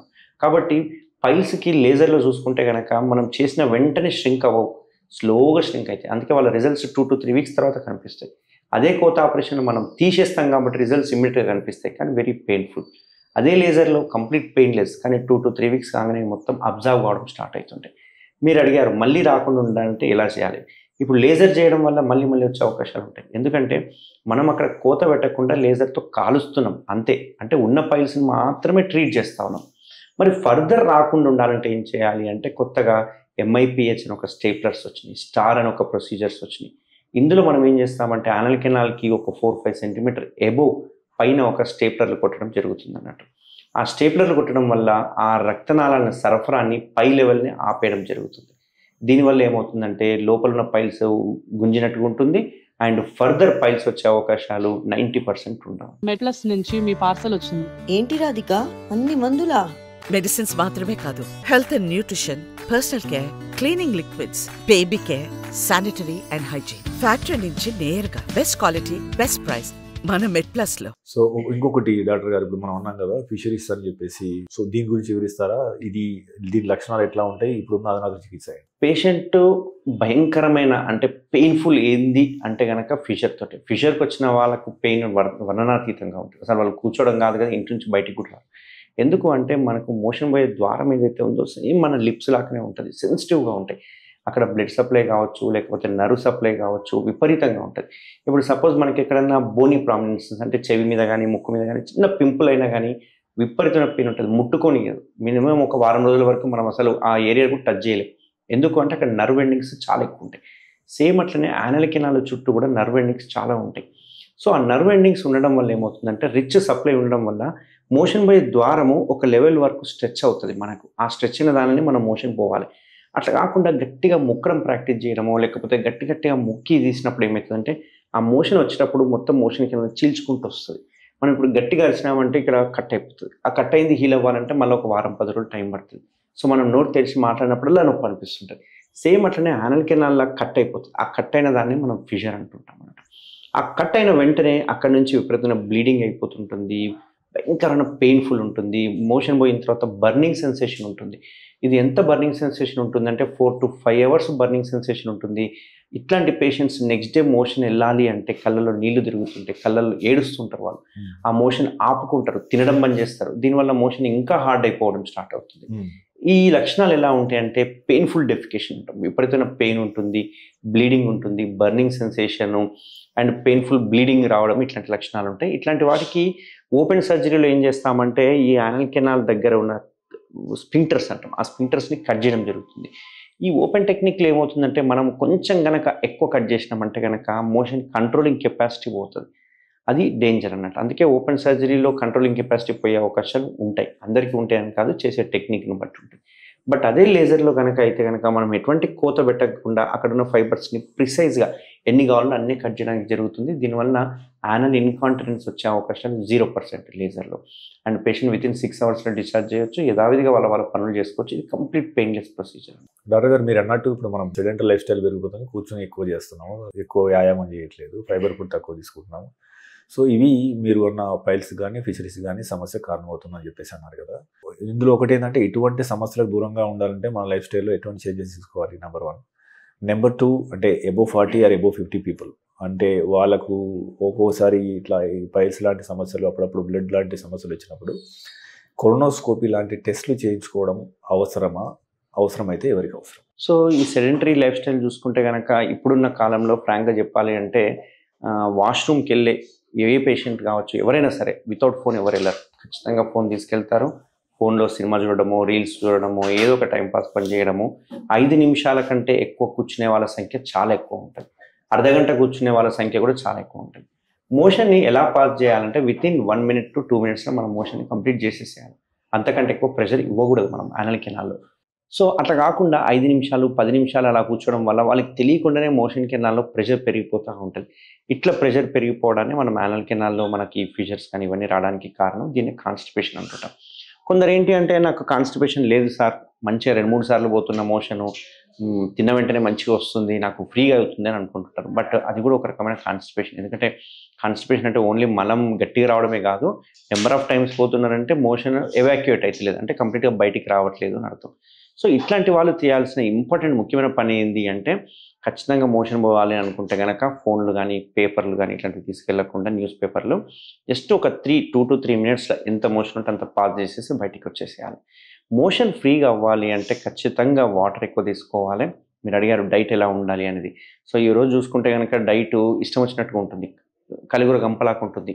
ఎవరు ఏం తింటున్నారో ఐడియా కూడా ఉండదు. మనం ఏం తీసుకుంటున్నాం ఫుడ్ అనేది, ప్రోటీన్ ఎంత శాతం ఉండాలి, కార్బోహైడ్రేట్ ఎంత ఉండాలి, ఫైబర్ కంటెంట్ ఎంత ఉండాలనేది ఎవరికి ఐడియా లేదు. సో ఇక్కడ చూసుకుంటే కనుక ప్రోటీన్ అనేది 1 gram per KG body weight చొప్పున ప్రోటీన్ తీసుకోవాలి. అంటే నేను ఒకవేళ 70 కేజీస్ ఉన్నాయంటే 70 గ్రామ్ ఆఫ్ ప్రోటీన్ అనేది ఖచ్చితంగా బాడీలో ఉండాలి. ఎందుకంటే ఫర్ మజిల్స్కి కావచ్చు, ఇమ్యూనిటీకి కావచ్చు.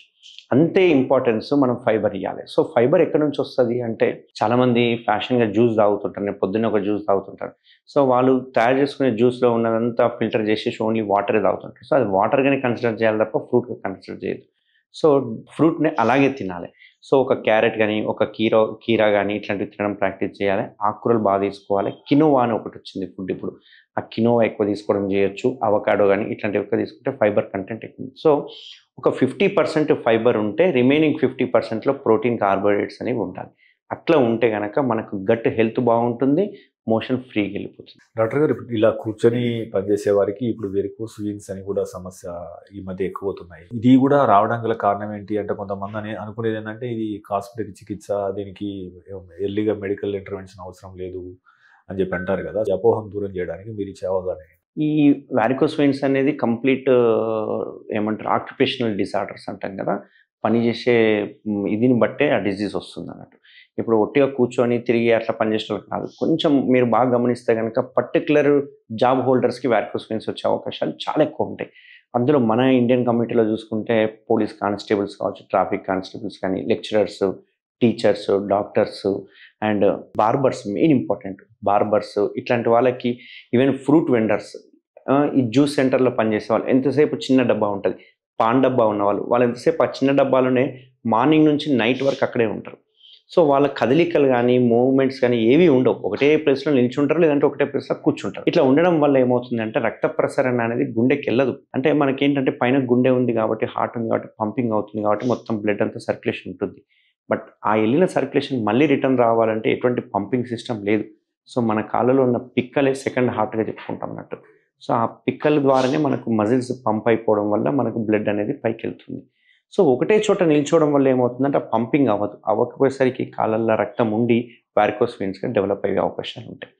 ఈ లక్షణాలు ఎలా ఉంటాయంటే, కాళ్ళ వాపులు రావడము, పిక్కలు పట్టేసినట్టు ఉండడము, కాలు నల్లగవ్వడము, కాళ్ళలో దురదలు పెట్టడము, కాళ్ళలో పుండ్లు అవ్వడము, ఇట్లాంటి లక్షణాలు అనేవి వారికోస్ వెయిన్స్ లక్షణాలు. మళ్ళీ రక్తాన్ని తీసుకెళ్లే ఏదైతే రక్తనాళాలు ఉన్నాయో అవి సాధారణంగా నల్లగా మారినప్పుడు మనకు వెరికోస్ వెయిన్స్ అని చెప్పేసి మన దగ్గరికి వస్తుంటారు కదా. సో వారికి మనం అంటే ఎన్ని రకాల చికిత్సలు అందిస్తాము ఫేజ్ వైజ్గా, ఒకసారి చేసిన వారికి మళ్ళీ రికరెన్స్ వచ్చే అవకాశం ఉంటుందా? అంటే ఇటువంటి చికిత్స చేసే విషయంలో తీసుకోవాల్సిన జాగ్రత్తలు ఏంటి? వారికోస్ వెయిన్స్ అనేవి ఎప్పటి నుంచో ఉన్నాయి ఈ డిజీజ్ అనేది, బట్ అంత అవేర్నెస్ లేకుండే. అంతకుముందు చూసుకుంటే కనుక స్ట్రిప్పింగ్ అండ్ లైగేషన్ అని ఒక చికిత్స చేసేవాళ్ళం. అంటే కోత పెట్టేవాళ్ళం. అంటే మన తై దగ్గర నుంచి కింది వరకు మల్టిపుల్ ఇన్సిషన్స్ ఇచ్చేసి ఆ నరాన్నంతా పీకేసేవాళ్ళం. బట్ ఆ పీకడం వల్ల ఏమవుతుందంటే దాని పక్కనే ఒక నర్వ్ ఉంటుంది. ఆ నర్వ్ కూడా డ్యామేజ్ అయితే కనుక ఫుడ్ డ్రాప్ అంటాం, అంటే కాలు ఎత్తడానికి రాదు, పడిపోయే అవకాశాలు ఉంటాయి. సో అదొక కోత మెథడ్. దానిలో కొంచెం పెయిన్ఫుల్ మెథడ్. ఒక 10-15 రోజులు బెడ్ రెస్ట్ ఉండాల్సి వస్తుంది. ఆ తర్వాత కొత్తగా వచ్చిన లేటెస్ట్ ఏంటి అంటే ఈవీఎల్ఈ అంటాం, అంటే లేజర్. ఇందులో లేజర్లో ఎటువంటి రక్తనాళాలని కోత కానీ ఏది పెట్టం. జస్ట్ ఒక వైర్ పంపించేసేసి ఆ పాడైపోయిన రక్తనాళాన్ని మనము డాప్లర్ చేసుకుంటూ అందులో రక్తనాళాన్ని కాల్చడం జరుగుతుంది అన్నట్టు. సో దీనివల్ల ఏంటంటే ఎటువంటి పెయిన్ ఉండదు, ఎటువంటి బ్లీడింగ్ ఉండదు. పేషెంట్ ఇమ్మీడియట్ 1 అవర్లో డిశ్చార్జ్ చేయడం జరుగుతుంది. వాళ్ళ యథావిధిగా వాళ్ళ పనులు చేసుకోవచ్చు.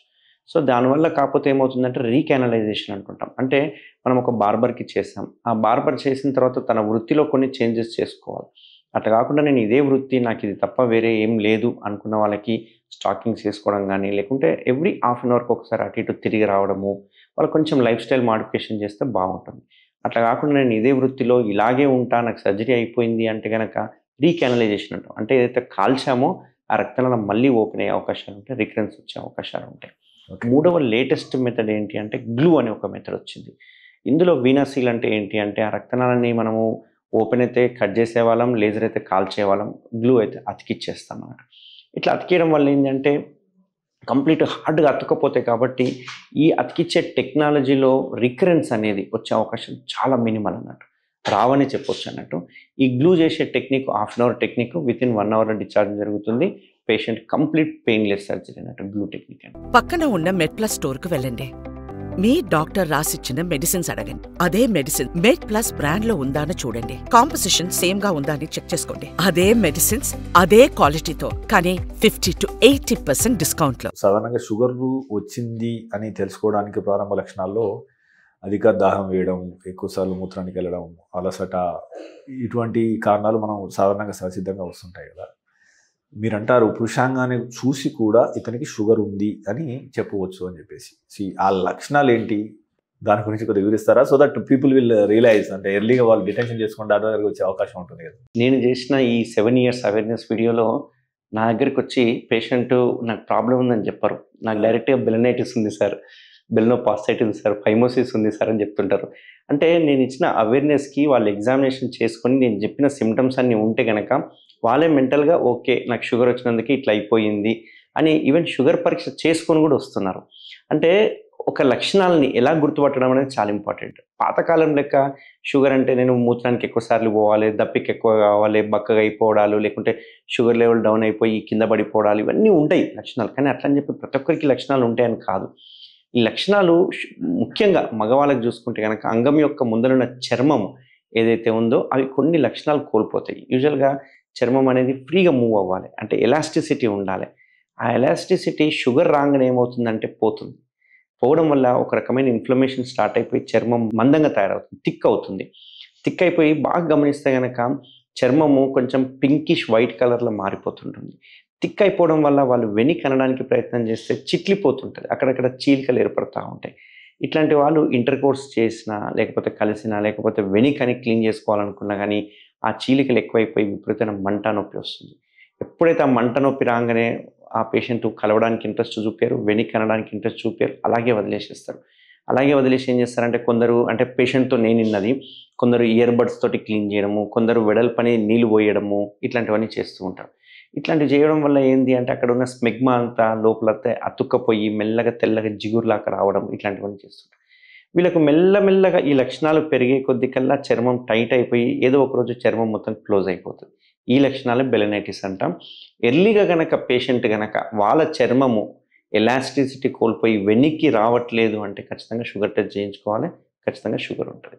సో అట్లా మీరు ఫస్ట్ టైం షుగర్ డిటెక్ట్ చేసిన వాళ్ళు ఎంతమంది ఉంటారు పేషెంట్స్? 10 మందిలో 8 మందికి 20 ఏళ్ళ లోపల వాళ్ళు షుగర్ పేషెంట్ నా దగ్గర కుప్పలు వస్తుంటారు. Only 20 years. They don't know until they మీద మేము కలిసేదాకా అసలు వాళ్ళకి తెలియదు. 100% తెలియదు. వాళ్ళకి ఎగ్జామినేషన్ చేసిన తర్వాత షుగర్ ఉందంటే వాళ్ళు నాతో వాదిస్తారు. అట్లా చెప్తారు, సార్ నాకు షుగరే లేదు, మా ఇంట్లో ఎవరికి లేదు, మా తాతకి లేదు.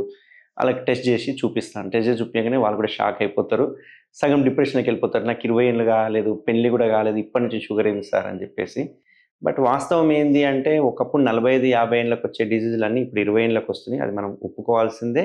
మన లైఫ్ స్టైల్ మార్పికేషన్ చేసుకోకపోతే 10 ఏళ్ళకి కూడా మనం దిగజారుతాం. మీరు అంటే ఇప్పుడు డయాబెటిక్ ఫుడ్ స్పెషలిస్ట్గా ఉన్నారు, అటువంటి ట్రీట్మెంట్లు కూడా చేస్తున్నారు కాబట్టి సాధారణంగా డయాబెటీస్ వచ్చిన వాళ్ళకు నైట్ మేర్ ఏంటంటే అరికాల్లో పుండ్లు అవ్వడం, తగ్గకపోవడం, ఇక దాన్ని సెప్సిస్ దాకా వెళ్ళడం ఇదంతా జరుగుతుంది కదా. సాధారణంగా షుగరు అధికంగా ఉన్నప్పుడు మనం ఫుడ్ కేర్ విషయంలో ముఖ్యంగా ఫస్ట్ మనం ప్రివెంటివ్ స్టెప్స్ గురించి మాట్లాడదాం. సో దాని హెల్త్ని ఏ రకంగా చూసుకోవాలి, ఎందుకంటే ఫుడ్ కనబడదు, మొహం మీద చిన్న మొటిమ కనబడదు, దాని గురించి 24 గంటలు ఆలోచిస్తాం. కానీ ఫుడ్ కనబడదు, దానికి గాయాలు జరగకుండా మనం ఎటువంటి జాగ్రత్తలు తీసుకోవడం ద్వారా మనము అంటే ఫర్దర్ దీని నుంచి కాపాడుకునే అవకాశం. సో షుగర్ వచ్చింది అంటే దాన్ని యాక్సెప్ట్ చేయాల్సిందే. షుగర్ వచ్చింది కాబట్టి షుగర్ పేషెంట్స్ ఎలా అయితే ఉంటారో అలాంటి లైఫ్ స్టైల్కి మనం వెళ్ళిపోవాల్సిందే. అంటే డైట్ కావచ్చు, ఏవైనా కావచ్చు. ఇప్పుడు మనలో చూసుకుంటే కనుక ఎంతమంది ఫేస్కి ఇచ్చినంత ఇంపార్టెన్స్ కాళ్ళకి ఇస్తారు? ఎవరు ఇవ్వరు. ఎందుకంటే ఫేస్కి అయితే మాయిశ్చరైజర్ రాసుకుంటాము, డైలీ 2 times సోప్ పెట్టి వాష్ చేసుకుంటాము, అన్ని రకాల పౌడర్ వేసుకుంటాము, డైలీ ఫేస్ ముఖం చూసుకుంటాము, అన్నీ చేస్తాం, కానీ కాలనే వరకు అది మన బాడీలో పార్ట్ అనేది చాలామంది మర్చిపోతూ ఉంటారు. సో నా పేషెంట్స్ అందరికీ నేను ఒకటే చెప్తుంటాను, మీరు డయాబెటీస్ కనుక వచ్చింది అంటే కాలును రోజు చూసుకోకుండా నిద్రపోకండి అని చెప్తుంటాను. ఎందుకు Okay. అంటే ఈ డయాబెటీస్ ఉండడం వల్ల నరాలు దెబ్బతినిపోయి నరాల యొక్క స్పర్శ లేకపోవడం వల్ల ఎంత ఘోరంగా ఉంటుందంటే ఒక పేషెంట్కి బ్లీడింగ్ అవుతున్న సంగతి తనకు కూడా తెలియదు. అది కారి నడుచుకుంటూ పోతుంటే పక్కన వాళ్ళు చూసారే బ్లీడింగ్ అవుతుంది, నొప్పి లేదా అని అడుగుతుంటారు. ఎందుకంటే వాళ్ళకి పెయిన్ ఉండదు, అరికాలలో మంటలు ఉంటాయి, నొప్పులు ఉండవు, ఏమీ ఉండవు. వాళ్ళు రాయి మీద తొక్కారా లేకుంటే ఏమైనా మేకు గుచ్చుకున్నదా ఏమైందని వాళ్ళకి తెలియదు. బయట వాళ్ళు ఎవరన్నా వాసన వస్తుంది ఏమైందని చూసుకుంటే అప్పుడు పుండు పడి ఉంటుంది. అట్లాంటి వాళ్ళు 10లో 8 మంది ఉంటారు.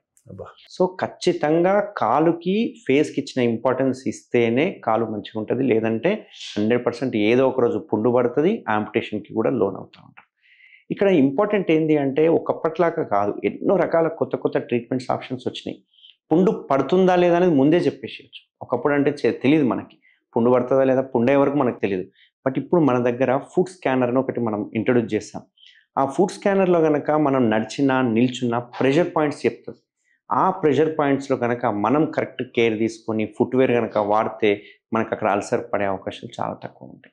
సో నేను ప్రతి డయాబెటిక్ పేషెంట్కి ఫుడ్ స్కాన్ చేయిస్తున్నాను. ఫుడ్ స్కాన్కి తగ్గట్టుగా అక్కడ సోల్ కానీ లేకపోతే ఫుట్వేర్ కానీ వేసుకోవడం వల్ల వాళ్ళకి ఫ్యూచర్లో పుండ్లు పడకుండా ఉండే అవకాశాలు ఉంటాయి. అంటే కొన్ని సందర్భాలు చెప్పగలుగుతారా? ఫర్ సపోజ్ ఇప్పుడు కొండెక్కి రావడం అని చెప్పేసి కొంతమంది నడవడం కాబట్టి, కొన్ని మాలలు వేసుకోవడం ద్వారా బేర్ ఫుట్లు నడవడం కావచ్చు. అంటే ఎప్పుడు ఎక్కువ బయటపడుతుంది, ముఖ్యంగా షుగర్ ఉన్న వాళ్ళు బేర్ ఫుట్తోని నడిచేటప్పుడు ఎటువంటి జాగ్రత్తలు తీసుకోవాల్సిన అవసరం ఉంటుంది? నన్ను అడిగితే ఫస్ట్ ఆఫ్ ఆల్ షుగర్ వచ్చిన పేషెంట్స్ బేర్ ఫుట్తో నడవద్దని చెప్తాను. 100% అయ్యప్ప స్వామి మాల కావచ్చు లేకపోతే తిరుపతి కొండ కావచ్చు ఏదున్నా, ఎందుకంటే కాళ్ళ కంటే ఇంపార్టెంట్ ఏది కాదు. సో ఫస్ట్ ఆఫ్ ఆల్ వద్దని చెప్తాను. అట్లా తప్పదు అన్న వాళ్ళు అట్లీస్ట్ సాక్స్ వేసుకోమని చెప్తాను.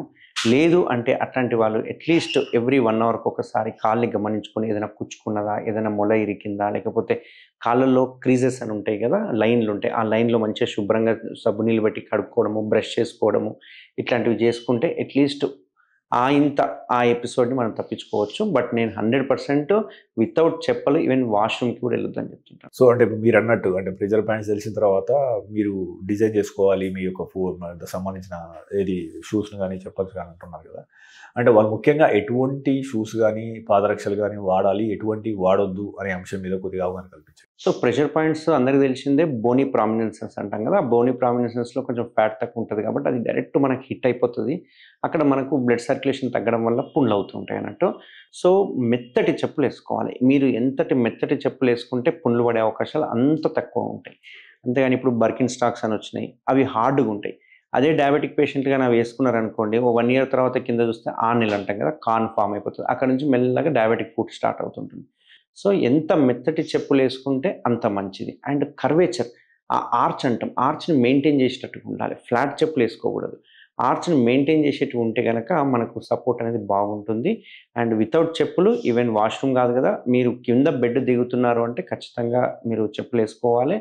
ఎవ్రీ డే అట్లీస్ట్ కొంచెం సాల్ట్ వేసేసి హాట్ వాటర్లో బ్రష్ చేసుకోవాలి. ఎందుకంటే మనకు తెలియకుండానే ఫేస్కి అయితే మనం వాష్ చేసుకుంటే కనిపిస్తుంటుంది, కాళ్ళలో కూడా బ్రష్ చేసుకోవాలి. క్రీజెస్ అంటాం, అంటే ఈ నెయిల్స్ సందులలో కావచ్చు లేకపోతే ఈ క్రీజెస్లో కానీ మొత్తం వాష్ చేసుకోవడం వల్ల హైజీనిక్ మెయింటైన్ అవుతుంది. ఖచ్చితంగా 100% మాయిశ్చరైజర్లు రాసుకోవాలి. ఎందుకంటే మనకు అక్కడ చెమట కావచ్చు ఇవంతా మిగిలిపోతుంటాయి కాబట్టి మాయిశ్చరైజర్ అంటే డ్రైనెస్ అవ్వదు. చాలామందికి డ్రైనెస్ అయిపోయి దురద పెడతారు. దురద కాగానే ఏం చేస్తారు, గోరు తగులుతుంది. గోరు తగలగానే అక్కడ నుంచి బ్యాక్టీరియా ఇన్ఫెక్షన్ వెళ్ళిపోయి సెల్యులైటిస్ డెవలప్ అవ్వడము, పుండ్లు అవ్వడం జరుగుతూ ఉంటుంది. కాబట్టి మాయిశ్చరైజర్స్ కూడా కంపల్సరీ మన ఫుడ్కి కేర్ మెయింటైన్ చేసుకోవాల్సిందే. సో ఇప్పుడు మన నగరంలో ప్రఖ్యాత హాస్పిటల్లో డయాబెటిక్ ఫుడ్ క్లినిక్స్ అని చెప్పేసి ఒక 4-5 గ్రూప్ ఆఫ్ పీపుల్తోని ఒక క్లినిక్లు ఏర్పాటు చేసుకోవడం, అక్కడ అత్యాధునిక చికిత్స అందుబాటులో ఉంచుకోవడము ఇటువంటి జరుగుతుంది కదా. ఇక్కడ ఈ హాస్పిటల్లో అంటే ఈ డయాబెటిక్ ఫుడ్ క్లినిక్ సంబంధించి అంటే ఎట్లా ఉన్నది, టీమ్ ఎట్లా ఉన్నది, how efficient and technology upgradation విషయంలో ఎటువంటి సర్వీసెస్ అందుబాటులో ఉన్నాయి? డయాబెటిక్ ఫుడ్ అనేది అది ఒక సపరేట్ డిపార్ట్మెంట్ ఏం కాదు, అది జనరల్ సర్జరీలోనే ఒక డిపార్ట్మెంట్. సో ఎనీ ఎంబీబీఎస్ చేసిన వాళ్ళు దీన్ని ట్రీట్ చేయొచ్చు.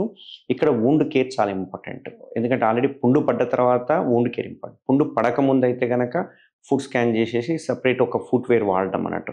కొందరికి ఆఫ్ లోడింగ్ షూస్ అంటాం, అంటే ఎక్కడైతే ప్రెషర్ పాయింట్స్ చాలా ఎక్కువ పడుతున్నాయి అంటే కనుక అక్కడ ప్రెషర్ పడకుండా ఆఫ్ లోడింగ్ షూస్ అని ఉంటాయి. ఆఫ్ లోడింగ్ షూస్ మన కాలు సైజుని బట్టి కొంచెం తయారు చేసుకోవచ్చు అన్నట్టు. అట్లా వేసుకుంటే ఏమవుతుందంటే అక్కడ వూండ్ అనేది పడకుండా మనం అరికట్టొచ్చు. ఒకవేళ ఆల్రెడీ పుండు పడ్డప్పుడు ఎనీ పోడియాట్రిక్ అంటే దీని పోడియాట్రిక్ కింద కనుక కన్సిడర్ చేసుకుంటే కనుక ఈ డయాబెటిక్ ఫుట్లో ముగ్గురు ఉండాలి కంపల్సరీగా. ఒక సర్జన్ ఉండాలి, ఒక ఆర్థోపెడిక్ సర్జన్ ఉండాలి, అంటే జనరల్ సర్జన్ అండ్ ఇంకొకరు ఆర్థోపెడిక్ అండ్ ఒక వాస్కులర్ సర్జన్. ఈ 3 టీమ్ ఇక్కడ మనకు అవైలబుల్గా ఉన్నారు. ఈ ముగ్గురం కలిసి మేము ఒక టీమ్గా ఫామ్ చేసాం పోడియాట్రిక్ అని చెప్పేసి. ఆ పోడియాట్రిక్ దానిలో ఏం చేస్తామంటే ఫస్ట్ వూండ్ యొక్క అసెస్మెంట్ చేసుకోవాలి. వూండ్ అసెస్మెంట్ చేశాక డెప్త్ ఎంత ఉంది, మజిల్ ఇన్వాల్వ్మెంట్ ఉందా, బోన్ ఇన్వాల్వ్మెంట్ ఉందా. బోన్ ఇన్వాల్వ్మెంట్ ఉంటే ఒక ఆర్థోపెడిషియన్ ఉంటారు కదా టీంలో, వాళ్ళ హెల్ప్ తీసుకోవచ్చు. ఎందుకంటే ఆస్టియోమైలైటిస్ అంటాం, బోన్ ఇన్ఫెక్షన్ ఆల్రెడీ వెళ్ళిపోయింది అనుకోండి, మనం ఇక్కడ ఎంత ట్రీట్ చేసినా ఉపయోగం లేదు. ఆల్రెడీ బోన్ ఇన్ఫెక్ట్ అయ్యాక ఏం చేయనికి రాదు ఇంకా.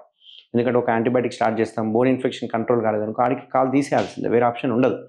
అదే ఒకవేళ రక్తనాళాలు ఇన్వాల్వ్ అయినాయి అనుకోండి, దానికి రక్తనాళాలకి ఏమన్నా యాంజియోప్లాస్టీ కానీ స్టెంటింగ్ చేసుకోవచ్చా, రక్తం సరఫరా బాగుందా, రక్తం సరఫరా పెంచడానికి ఏం చేయొచ్చు అనేది వాస్కులర్ డిపార్ట్మెంట్ వాళ్ళు చూసుకుంటుంటారు. యాజ్ ఎ జనరల్ సర్జన్గా మనం ఏం చేస్తామంటే వూండ్ కేర్ ఇంపార్టెంట్. ఇప్పుడు చాలా రకాల డ్రెస్సింగ్స్ వచ్చినాయి. ఇప్పుడు కొల్లాజన్ డ్రెస్సింగ్స్ కావచ్చు, లేకపోతే డెర్మల్ టిష్యూస్ కావచ్చు, ఇట్లాంటి చాలా రకాలు వచ్చినాయి. ఒకప్పట్లాగా లేదు. ఒకప్పుడైతే జస్ట్ ఏదో ఇంత గాజ్ పీస్ పెట్టడము, కట్టేయడము, అది హీల్ అయినప్పుడు హీల్ అవుతుందని. బట్ ఇప్పుడు ఎనీ వూండ్ని మనం కేర్ తీసుకోవచ్చు, యాంపుటేషన్ని ప్రివెంట్ చేయొచ్చు. Very important. ఎందుకంటే ఇంత చేస్తున్నది కాళ్ళని కాపాడడానికి. కాలు కాపాడడానికి మనం కనుక ఇనీషియల్ స్టేజ్లోనే కనుక కరెక్ట్ ట్రీట్మెంట్ కనుక అందింది అంటే 100% మనం కాలు కాపాడవచ్చు. అంతేకాకుండా మన దగ్గర హైపర్బేరిక్ ఆక్సిజన్ అనేది ఒకటి స్టార్ట్ చేస్తున్నాము. దీనివల్ల ఏమవుతుందంటే O2% అనేది పెరుగుతుంది, అంటే ఆక్సిజన్ లెవెల్స్ పెరుగుతాయి బాడీలో. సో ఫ్రెష్ గాలి ఆక్సిజన్ పర్సంటేజ్ పెరిగే వరకు ఏమవుతుందంటే ప్రతి ఒక్క సెల్కి ఆక్సిజన్ సప్లై అందుతుంది. దానివల్ల ఆక్సిజన్ రాడికల్స్ అంటాం, దానివల్ల ఇన్ఫ్లమేషన్ తగ్గిపోవడం కావచ్చు, లేకుంటే వూండ్ హీలింగ్ కానీ ఇట్లాంటివి బెటర్ ఉంటాయి అన్నట్టు. సో ఎక్స్టెన్సివ్ వరకు అన్ని రకాల చికిత్సలు అనేవి పోడియాట్రిలో మనం అందించడం జరుగుతుంది. సో డాక్టర్ గారు, అంటే మళ్ళీ మనం మొదటి సమస్యకి వద్దాం. సాధారణంగా ఈ ఇంటిమేట్కి సంబంధించిన అంటే ప్రైవేట్ పార్ట్కి సంబంధించిన సమస్యలు చర్చించడానికి నాకు ఉండే అని కుటుంబ సభ్యులతో మాట్లాడడానికి అందరికీ ఇన్హిబిషన్స్ ఉంటాయి, సిగ్గుపడుతుంటారు. ఇప్పుడు WHO రీసెంట్ స్టడీ ప్రకారము అందరు మనం ఏమనుకున్నాం అంటే మగవాళ్ళే ఎక్కువ అవుట్ స్పోకెన్ ఉంటారు కాబట్టి వాళ్ళు తొందరగా డాక్టర్ దగ్గరికి వెళ్తారు అనుకుంటాం, కానీ అది అవాస్తవం. సో మగవాళ్ళే ఎజిటేట్ అవుతున్నారని చెప్పేసి వార్త తెలుస్తుంది. ఇలాంటి ఎజిటేట్ అయ్యే వారి విషయంలో, సమస్య ఉండి దాచిపెట్టే వారి విషయంలో అంటే మీరు ఎటువంటి సలహా ఇస్తారు? మీ దగ్గరికి ఎటువంటి ఏమైనా కేసులు వచ్చాయా? మీరు దీని నుంచి అవగాహన పెంచే ప్రయత్నం చేయండి. నాకు డైలీ చూసుకుంటే కనుక ఓపీలో కపుల్స్ వస్తుంటారు, ఎక్కువ మ్యారేజ్ అయిన కపుల్స్, యంగ్ కపుల్స్ వస్తుంటారు. పాపం అతనికి ముందు తెలియదు ఇట్లా ఫైమోసిస్ ఉంది, ఇంటర్కోర్స్ చేసినప్పుడు ఇబ్బంది అవుతుంది, పెయిన్ ఉండొచ్చు, లేకపోతే కట్ అయిపోవచ్చు, లేకుంటే బ్లీడింగ్ అవ్వచ్చు. ఈ అవగాహన లేని వాళ్ళు చాలామంది ఉన్నారు. అట్లా ఒక ఏజ్ గ్రూప్లో చూసుకుంటే కనుక ఒక 14-15 ఇయర్స్ లోపలైతేనేమో పేరెంట్స్ అకంపెనీ అవుతుంటారు. పిల్లోడు ఏం మాట్లాడు, వాళ్ళ మదర్ మాట్లాడుతుంటారు, లేదంటే వాళ్ళ ఫాదర్ మాట్లాడుతుంటాడు. పిల్లోడు కొంచెం హెజిటేట్ అవుతూ ఉంటాడు. మనం డీప్ క్వశ్చన్ చేస్తే కనుక ఒకటి ఆన్సర్ ఇస్తుంటాడు, అవును వెనక్కి పోతలేదు అనేది. పెళ్ళైన ఏజ్ గ్రూప్కి చూసుకుంటే కనుక ఎక్కువ ఫ్రెండ్స్తో వస్తుంటారు, లవర్తో వస్తుంటారు, గర్ల్ ఫ్రెండ్తో వస్తుంటారు, లేకపోతే ఫియాన్సీతో వస్తుంటారు. ఇట్లాంటి వాళ్ళు చాలామంది వస్తుంటారు. ఇక్కడ చూస్తే కనుక అబ్బాయిల కంటే అమ్మాయిలకి అవేర్నెస్ ఎక్కువ ఉంది. ఎందుకంటే వాళ్ళకి ఏం కావాలనేది వాళ్ళకి క్లారిటీ ఉంది. అబ్బాయిలకి ఇంకా లేదని చెప్పాలి. ఎందుకంటే ఇక్కడ చూసుకుంటే కపుల్స్ వచ్చినప్పుడు అమ్మాయి మాట్లాడుతుంటారు, సార్ అతనికి వెనక్కి పోతలేదు చర్మం, నేను చూశాను, నేను గమనించాను, వెనక్కి పోకపోతే నాకు ఇంటర్కోర్స్ అప్పుడు పెయిన్ఫుల్గా ఉంటుంది, నేను సాటిస్ఫాక్షన్గా లేకపోతున్నాను. ఇవన్నీ చాలా ఓపెన్గా డిస్కషన్ చేస్తుంటారు. అబ్బాయిలతో పోలిస్తే అమ్మాయిలు ఓపెన్గా మనకి ఈ వివరంగా అంటే ఈ ఎక్స్ప్లెనేషన్ అనేది వివరంగా ఇస్తూ ఉంటారు. కొందరైతే వైఫ్ కూడా వాళ్ళు ఓపెన్గా మాట్లాడుతూ ఉంటారు. కొందరికి ఎరెక్టల్ డిస్ఫంక్షన్స్ వచ్చిన వాళ్ళైతే మాత్రం కంప్లీట్ వైఫే మాట్లాడుతుంటారు, అబ్బాయిలు ఏం మాట్లాడరు. కానీ ఇక్కడ ఏంటి అంటే మెయిన్గా ఇట్లాంటివి ఏమైనా పెళ్ళైన తర్వాత కనుక చూసుకుంటే కనుక చాలామందికి ఆన్సర్ చేయాల్సి వస్తుంది. కాబట్టి పెళ్ళికి ముందే కనుక అబ్జర్వ్ చేసి చర్మం వెనక్కిపోతుందా లేదా, లేకుంటే అటాచ్మెంట్ ఏదైతే ఫ్రెండ్ల ముందో టైట్ ఉందా లేదా, రేపు నాకేమైనా ఇబ్బంది అవుతుందా అనేది పెళ్ళికి ముందు డాక్టర్తో డిస్కస్ చేసి అది నార్మలా కాదా, నాకేమన్నా ఫ్యూచర్లో ఇబ్బంది వస్తుందా. ఎందుకంటే ఈ సర్కంసిషన్ కానీ ఈ ఫైమోసిస్ అని ఒక డిజీజ్ కాదు, న్యాచురల్ మెథడ్ అది. ఆ న్యాచురల్గా వెనక్కి పోని వాళ్ళన్నిటిని మనం ఫైమోసిస్ అంటాం. సో ఇదేదో డిజీజు, దీనికి సర్జరీ కంపల్సరా, దీనికి వద్దా, దీనికి ఏ రకమైన సర్జరీ, అవన్నీ వేస్ట్. చర్మం వెనక్కి పోతలేదా, దానివల్ల వచ్చే కష్టాలు ఏంది, దానివల్ల ప్రాబ్లమ్స్ ఏమొస్తాయి, ఫ్యూచర్లో పిల్లలు పుట్టే అవకాశాలు ఉంటాయా, పిల్లలు పుట్టరా, లేకపోతే దీనివల్ల సెక్షువల్గా హ్యాపీనెస్ ఉండదా, ఆర్గజం ఉండదా, సెక్షువల్గా ఏమైనా ప్రాబ్లం అవుతుందా, ఎరెక్టల్ డిస్ఫంక్షన్స్ వస్తాయా, లేకపోతే ప్రీమెచ్యూర్ ఎజాక్యులేషన్స్ వస్తాయా, ఇవన్నీ ఓపెన్గా డిస్కషన్ చేసిన రోజే పెళ్ళైన తర్వాత విడాకులు కూడా తగ్గుతాయని నా ఒపీనియన్. ఎందుకంటే నా దగ్గరికి వచ్చే పేషెంట్‌లో రీసెంట్‌గా ఒక పేషెంట్ వచ్చారు. పాపం అతనికి పెళ్ళయింది, హనీమూన్‌కని వెళ్ళాడు. అక్కడ ఏం జరగలేదని మొత్తం అంటే ఒక పేషెంట్‌గా నేను చూస్తే పాపం వాడి బాధ ఓపెన్ అవ్వలేకపోతున్నాడు. వైఫ్ మాత్రం ఎడాపెడా వాయించేసేస్తా ఉంది. నేను 6 మంత్స్ అయింది సార్, నేను ఇంక భరించలేను, నా వల్ల కాదు. అసలు పొటెంటా కాదా? నేను ఇంపార్టెంట్ అనుకుంటున్నాను చూడండి సార్. కానీ సింపుల్‌గా చూస్తే అతనికి ఫైమోసిస్ అనే ప్రాబ్లమ్‌తో బాధపడుతున్నాడు. తనకి వెనికి చర్మం అనలేకపోతున్నాడు. అన్నప్పుడు పెయిన్ వస్తుంది. ఆ పెయిన్‌తో ఎక్కడ పెయిన్ వచ్చి ఏమైనా అయితుందో భయంతోటి కలవడం బంద్ చేశాడు. దగ్గర కూడా పోవట్లేదు. ఇంటిమేట్ అవ్వలేకపోతున్నాడు. జస్ట్ సింపుల్‌గా నేను ఒక సర్కంసిషన్ సుంతి ఆపరేషన్ చేశాను. 1 మంత్ తర్వాత దే ఆర్ హ్యాపీ. అంటే ఒక చిన్న ఒక ఫైమోసిస్‌ని మనం బయటికి చెప్పుకోకపోవడం వల్ల చివరికి విడాకుల వరకు కూడా వెళ్ళిపోతుంది. కాబట్టి ప్రతి మగవాళ్ళు ఏందంటే చర్మాన్ని అబ్జర్వ్ చేయండి. బాగుందా? వెనక్కిపోతుందా? దీనివల్ల చేయించుకోవడం వల్ల అడ్వాంటేజెస్ ఉంది. ఒక డిసీజ్ కాదు ఇది. ఉన్న నార్మల్ చర్మాన్ని మనం తొలగించేస్తా ఉన్నాం. అన్ని కంట్రీస్‌లో తొలగించుకుంటున్నారు. మన ఇండియాలో ఎందుకు పెట్టుకుంటున్నాం? దీనివల్ల క్యాన్సర్‌లు ఎందుకు వస్తున్నాయి? ఇప్పుడు మనం క్యాన్సర్ పర్సెంటేజ్ చూసుకుంటే కనుక సర్కంసిషన్ చేసిన వాళ్ళకి క్యాన్సర్లు వచ్చే అవకాశం 90% లేదు. 90% వరకు క్యాన్సర్ వచ్చే అవకాశాలు లేవు. సర్కంసిషన్ చేయించుకున్న వాళ్ళకి మనం ఎక్కడ చూడం. ఓన్లీ 10% మనము సర్కంసిషన్ చేయించుకున్న వాళ్ళకి కనిపిస్తుంటుంది. ఈవెన్ సెక్షువల్ ట్రాన్స్మిటెడ్ డిజీజులు చూసుకున్నా కానీ చర్మం ఉండడం వల్ల ఇంటిమేట్ అయినప్పుడు, ఇంటర్కోర్స్ చేసినప్పుడు ఒకవేళ అవతల పార్ట్నర్కి కనుక సెక్షువల్ ట్రాన్స్మిటెడ్ డిజీజ్ లేకుంటే హెచ్ఐవి కావచ్చు, హెచ్పివి కావచ్చు, హెచ్ఎస్వి కావచ్చు, ఆ ద్రవాలు ఏవైతే ఉన్నాయో చర్మం కింద స్టాగ్నెంట్ అయిపోతాయి. మనం సరిగ్గా వాష్ చేసుకోకపోయినా లేకుంటే ఇంటర్కోర్స్ చేసినప్పుడు చర్మంతో ఇంటర్కోర్స్ చేసినప్పుడు చిన్న మైనర్ ట్రామాస్ అయిపోతూ ఉంటాయి. అక్కడ డెండ్రైటిక్ సెల్స్ అని ఎక్కువ ఉంటాయి. అవి క్యాప్చర్ చేసేస్తాయి వీటిని ఇన్ఫెక్షన్. దానివల్ల సెక్షువల్ ట్రాన్స్మిటెడ్ డిజీజ్ వస్తుంటాయి. అందుకే మీరు గమనిస్తే సర్కంసిషన్ అయిన వాళ్ళకి ఎస్టీడీలు వచ్చేది చాలా తక్కువ ఉంటాయి. ఒక 80% ఉంటుంది. బట్ అదే చర్మం ఉన్న వాళ్ళకి సెక్షువల్ ట్రాన్స్మిటెడ్ డిజీజ్ వచ్చే అవకాశాలు చాలా ఎక్కువ ఉంటాయి. డాక్టర్ గారు, అంటే మీరు 20,000 ఆపరేషన్స్ కేఎస్ఆర్ స్టాఫ్లో సర్జరీ చేశారు. అది కాకుండా ఎన్నో లాప్రోస్కోపిక్ సర్జరీస్ చేశారు కదా. Out of your vast experience ఒక 2-3 కేసుల గురించి మాతో పంచుకోండి. మీకు సంతృప్తిని ఇచ్చిన కేసులకు సంబంధించి, లేదా మీరు ఛాలెంజింగ్గా పూర్తి చేసిన కేసులకు సంబంధించి, సో ఒక వైద్యునిగా మీకు ఏవి ఎక్కువ సంతృప్తినిచ్చాయి? కెరీర్ స్టార్ట్ చేసిన ఇనీషియల్ స్టేజ్లో నాకు అంటే నా మనసును కలిచివేసిన సంఘటన ఇది. అతను యంగ్స్టర్, ఒక 22 అట్లా ఇయర్స్ ఉంటాయి. Second year, third year MBBS ఉండే అబ్బాయి. జస్ట్ నార్మల్ స్టూడెంట్ లాగానే వచ్చిండు. నాకు ప్రాబ్లం ఉంది సార్, సర్కంసిషన్ చేయండి అని అన్నారు. కొంచెం సేపు మాట్లాడిన తర్వాత నేను ఎంబీబీఎస్ చేస్తా ఉన్నా వరంగల్ మెడికల్ కాలేజ్లో, నాకు ఇట్లా ప్రాబ్లం ఉంది, వచ్చాను అని డిస్కస్ చేశాడు ఓపెన్గా. సరే ఇది కొంచెం బీఎక్స్ఓ అంటే అతుక్కపోయింది పాపం. అతుక్కపోయాక వన్స్ మెడికల్ స్టూడెంట్ అయ్యాక దాని ఇంపార్టెన్స్, దాని గురించి చదువుకున్న తర్వాత తను రియలైజ్ అయ్యి ఓకే సర్కంసిషన్ చేయించుకోవాలని వచ్చిండు. నన్ను యూట్యూబ్లో కానీ గూగుల్లో కానీ నేను ఇచ్చిన వీడియోస్ అన్ని సెర్చ్ చేసుకుని నా దగ్గరికి వచ్చాడు. చేయించుకున్నాడు. ఆపరేషన్ చేయించుకున్న టేబుల్ మీద కూడా నన్ను 2-3 సార్లు క్వశ్చన్ అడిగాడు. సార్ ఇదేమన్నా క్యాన్సర్కి దారి తీస్తుందా? క్యాన్సర్ వచ్చే అవకాశాలు ఉంటాయా? నేను కరెక్ట్ టైంకి చేయించుకుంటున్నాను కదా. సరే ఏం లేదు, మంచిగా ఉంది, అటువంటివి ఏం లేవు, నువ్వు ఆలోచన పెట్టుకోవద్దు, సూపర్గా ఉంది, మంచిగా గ్లాండ్స్ కూడా మంచిగా కనిపిస్తుంది, సో ఎటువంటి క్యాన్సర్ ఏం లేదు, హ్యాపీ అని చెప్పాను. ఒక 2-3 డేస్ తర్వాత నాకు వాళ్ళ ఫ్రెండ్స్ ఫోన్ చేశారు. సార్ ఇతను మీ దగ్గరకు వచ్చాడా, సర్జరీ చేయించుకున్నట్టు? అవును అన్న. ఎందుకు బాబు, ఎందుకు అడుగుతున్నావు అంటే సూసైడ్ చేసుకున్నాడు, డ్రౌనింగ్, ఒక బావిలో దుంకేశాడు సార్ అని. ఎందుకు, రీజన్ ఏమైనా తెలిసిందా అంటే అప్పటికి నా దగ్గరికి వాళ్ళ పేరెంట్స్ వచ్చారు, వాళ్ళ ఫ్రెండ్స్ వచ్చారు, ఈవెన్ పోలీస్ ఎంక్వైరీ అయింది, నన్ను అడిగారు మీ హాస్పిటల్కి ఎప్పుడు వచ్చారు, నా దగ్గర ఉన్న బిల్స్ తీసుకెళ్లారు. తీరా చూస్తే ఏంది అంటే తను ఆ క్యాన్సర్ అంటే పెనల్ క్యాన్సర్ ఏదైతే ఉందో అది వచ్చే అవకాశం ఉంది అనేది మొత్తం చదువుకొని దాంతో మనోవేదనకు గురైపోయి సూసైడ్ చేసుకొని చనిపోయాడు. తర్వాత తెలిసింది అన్నట్టు నాకు, ఓకే ఈ సూసైడ్ చేసుకోవడానికి రీజనే అది క్యాన్సరే. అంటే మనం ఎంత చెప్పినా కానీ వాడి మైండ్లో అది క్యాన్సర్ అనేది ఉండిపోయింది. సో నాకు క్యాన్సర్ వస్తే నా లైఫ్ ఏంది అని చెప్పేసి ఆ ఇదితోటి తను సూసైడ్ చేసుకున్నాడు. పోస్ట్ మార్టం రోజు కూడా నాకు ఫోన్ వచ్చిండే, ఇట్లా అయ్యింది కదా సార్, దాని డీటెయిల్స్ ఇవ్వండి అని చెప్పేసి. సో ప్రాబ్లం ఏంది అంటే దాని గురించి అవగాహన లేకపోతే ఇప్పుడు నేను చెప్పాను కదా, గూగుల్లో మీరు ఏదైనా వెతికారనుకోండి ఫస్ట్ క్యాన్సరే చెప్పేసేస్తారు. సో ప్రతి ఒక్కరు మెడికల్ స్టూడెంట్గా మేము బుక్స్ చదువుతామేమో, నాన్ మెడికల్ స్టూడెంట్స్గా అందరూ ఏం చేస్తారు, గూగుల్లో సెర్చ్ చేస్తారు. గూగుల్ చెప్పగానే ఫస్ట్ క్యాన్సర్ అని చెప్పేసేస్తారు. సో అక్కడ ఒక చిన్న పుండు, నేను రీసెంట్గా ఇంకొక పేషెంట్ వచ్చారు, గోవాలో ఒక రష్యన్ అమ్మాయితో కలిశాడంట, ఫుల్ తాగున్నాడు. నేను అడిగా, మొత్తం ఇన్ఫెక్ట్ అయిపోయింది, సెక్షువల్ ట్రాన్స్మిటెడ్ డిజీజ్తో వచ్చాడు, మొత్తం మల్టిపుల్ అల్సర్స్ ఉన్నాయి, అంత మల్టిపుల్ అల్సర్స్ ఉంటే మొత్తం ఊజ్ అవుతూ ఉంది, మొత్తం పస్సు ఊజ్ అవుతూ ఉంది. ఇప్పుడు అట్లాంటి సర్జరీస్కి మామూలుగా అట్లాంటి దానికి ఓపెన్ సర్జరీ ఇంపాసిబుల్ చేయడం, ఎందుకంటే హెవీ బ్లీడింగ్ ఉంటుంది, అసలు చేయడానికి రాదు. బట్ సర్కంసిషన్ స్టేప్లర్తో అదొక అడ్వాంటేజ్ ఉంటుంది, ఎందుకంటే ఎటువంటి బ్లీడింగ్ ఉండదు కాబట్టి హ్యాపీగా ఉంటుంది. తను రిపీటెడ్గా క్వశ్చన్ అడిగితే ఆల్కహాల్ తీసుకున్నాను సార్, నేను ఎంత తీసుకున్నా నాకు తెలీదు, నేను కాండోమ్ యూజ్ చేశానా లేదో కూడా గుర్తులేదు సార్ అన్న. అలా అట్లా చేయొద్దు కదా అంటే, నేను పెట్టుకున్నా సార్ మధ్యలో పోయిందేమో నాకు తెలియదు, బట్ 3 days తర్వాత ఇట్లా అయిపోయిందని గోవా ట్రిప్ క్యాన్సిల్ చేసుకొని వచ్చేసాడు అన్నట్టు.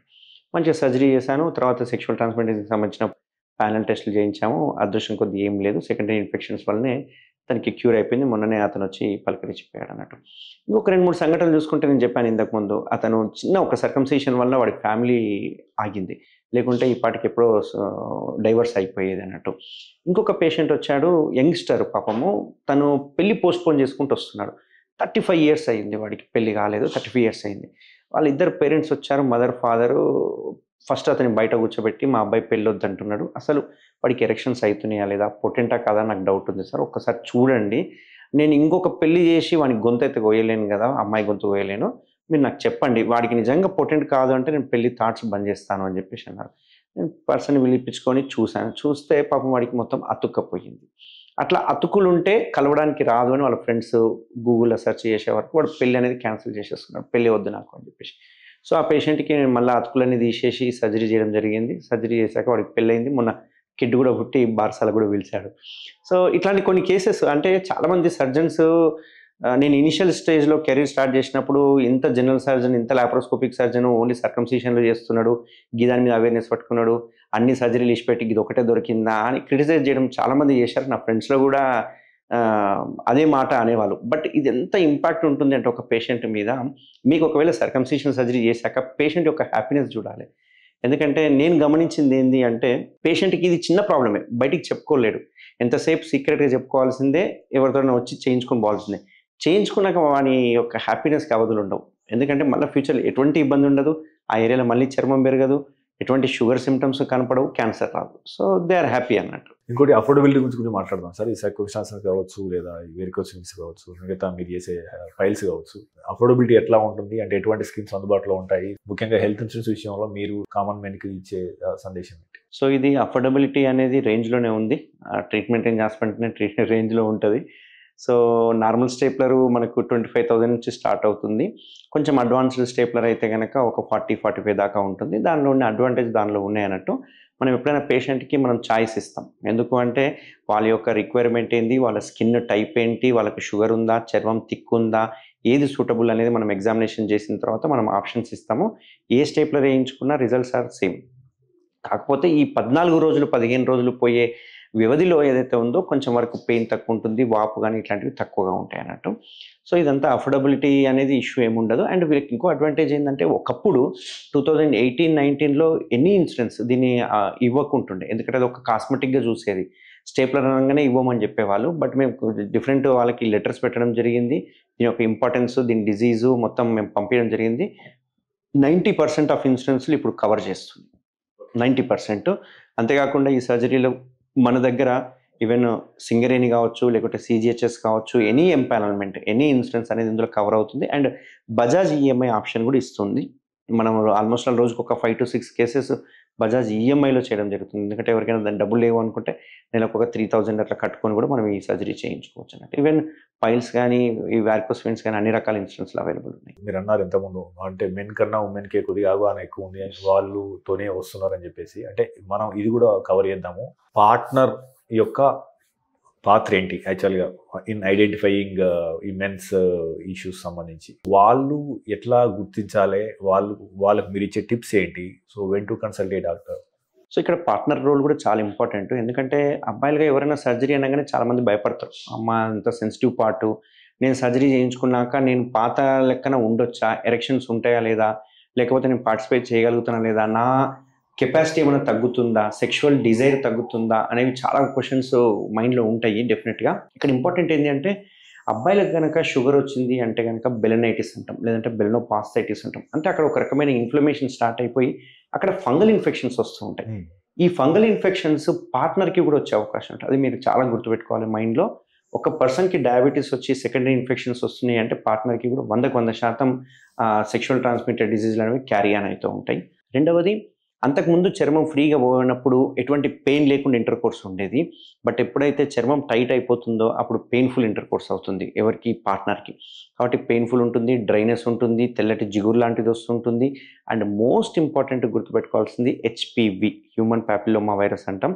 అబ్బాయిలకు కనుక HPV వైరస్ ఉంది అంటే వాళ్ళ నుంచి అది అమ్మాయిలకు సోకి అమ్మాయిలకు గర్భసంచి క్యాన్సర్ కూడా వచ్చే అవకాశాలు ఉంటాయి అన్నమాట. సో 3-4 మైండ్లో పెట్టుకోవాలి.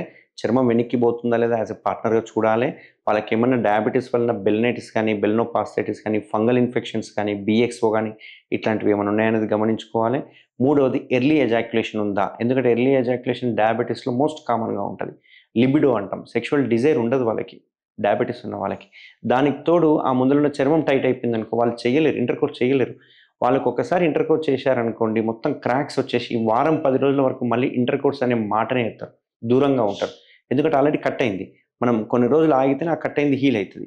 మళ్ళీ ఇంటర్కోర్స్ చేయగానే మళ్ళీ కట్ అయిపోతుంది. దీంతో సెక్షువల్ డిజైర్నెస్ తగ్గిపోతుంది, సెక్షువల్ యాక్టివిటీకి దూరంగా అయిపోతూ ఉంటారు.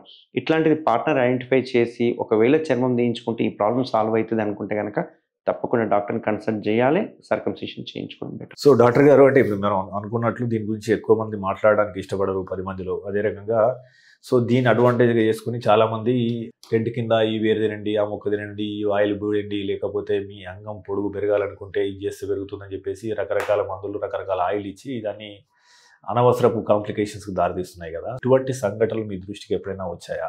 నాటు వైద్యము విషయంలో, అంటే ముఖ్యంగా ఎటువంటి వాటి విషయంలో మనము జాగ్రత్త తీసుకోవడం వల్ల ఆరోగ్యాన్ని కాపాడుకునే అవకాశం? ఈ చర్మం టైట్నెస్ అనేది ఏదైతే ఉందో అది యాక్సెప్ట్ చేయాల్సిందే. దానికి ఎటువంటి ఆయిల్స్ పూసినా, క్రీములు పూసినా చర్మం అనేది మళ్ళీ లూజ్ అవ్వదు. ఎందుకంటే దాని లోపల ఉండే కొల్లాజిన్ కానీ, ఈ ఎలాస్టిసిటీ కానీ పోతుంది. పోయినప్పుడు అది టైట్ అవుతుంది. ఆ టైట్ అయిన స్కిన్ని తీసేయడం తప్ప వేరే ఆప్షన్ లేదు. నాకు ఇన్నేళ్లలో ఒక్క పేషెంట్ వచ్చారు అట్లా, నాకు అసలు చర్మం తీయించుకోవడం ఇష్టం లేదు, ఇంకేదైనా సొల్యూషన్ చెప్పండి, నేను జీవితంలో నేను ఇంటర్కోర్స్ అనేది చేయకుండా ఉంటాను కానీ నేను చర్మం తీయించుకోను అంటే అతను పట్టుదల ఏందనేది నాకు కూడా తెలియదు. బట్ అతనికి ఖచ్చితంగా నేను సర్జరీ చేయించుకొని ఇంకేదైనా ఉంటే నాకు ఇంకేం ఆప్షన్ లేదు, క్రీములు లేవు, ఏం లేవు, అటువంటివన్నీ బక్వాస్. ఎందుకంటే ఎటువంటి క్రీములు ఎలాస్టిసిటీని తగ్గియదు, ఎటువంటి క్రీములు కానీ, ఆయింట్మెంట్లు కానీ, లోషన్లు కానీ, ఆయిల్ కానీ ఏవి యూజ్ ఉండదు. ఒక్క బెలనైటిస్ అనే పేషెంట్లకు మాత్రం ఆ ఎపిసోడ్ నుంచి మనం తగ్గాలంటే కొన్ని రకాల యాంటీ ఫంగల్ క్రీమ్స్ కానీ ఇట్లాంటివి రాయడం వల్ల కొంచెం చర్మం అనేది వదులైపోతుంది. బట్ అది టెంపరీ. ఎందుకంటే బెలనైటిస్ అనేది ఇట్స్ సెల్ఫ్ లిమిటింగ్ డిజీజ్ అంటాం. మీరు క్రీములు రాసినా రాయకపోయినా చర్మం నార్మల్ అయిపోతుంది, మళ్ళీ యథావిధికి వస్తుంది. ఎందుకంటే షుగర్ ఉంది కాబట్టి, షుగర్ ఉన్న రోజులు ఆ ప్రాబ్లం అనేది సాల్వ్ అట్లే ఉంటుంది, పోదు. అయితే ఒక పేషెంట్ మాత్రం ఫైమోసిస్ రింగ్స్ అని ఒకటి చూపించారు నాకు. ఆ రింగ్స్ ఏవో ఆన్లైన్లో తెప్పించుకొని ఆ రింగులు పెట్టడం స్టార్ట్ చేశారు. ఆ రింగులు పెట్టినంత రోజులు బాగున్నాయి, రింగ్ తీయగానే మళ్ళీ ఎప్పటిలాకైందని చెప్పాడు. ఆ ఒక్క పేషెంట్ మాత్రం ఏవో రింగ్స్ వాడాడు, బట్ అంత బెనిఫిషియల్ అయితే ఏం లేదు, మళ్ళీ నా దగ్గర కూడా రాలేదు పేషెంట్.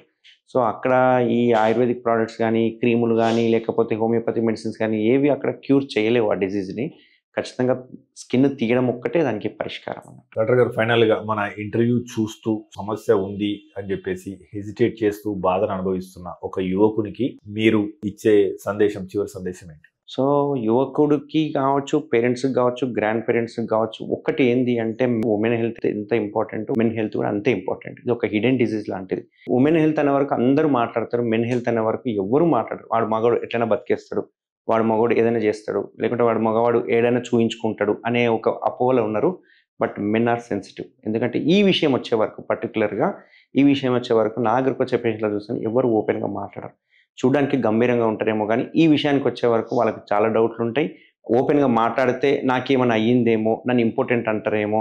నేను ఈవెన్ ఇప్పటికీ కూడా ఒక ట్రీట్మెంట్ రేంజ్ హాస్పిటల్కి సర్జరీ చేయించుకున్నాక ఆ ఫైల్ కొందరు మా దగ్గరే పెట్టిపోతారు. సార్ ఇంటికి వెళ్తే నాకేమైనా అయ్యిందేమో అనుకుంటారేమో, నేను మళ్ళీ అందరికి ఆన్సర్ చేయాలి అనే ఉద్దేశంతో ఉంటారు. కాబట్టి మెన్ హెల్త్ ఎంత ఇంపార్టెంట్ అంటే అంగం యొక్క ముందరున్న చర్మము అంతే ఇంపార్టెంట్.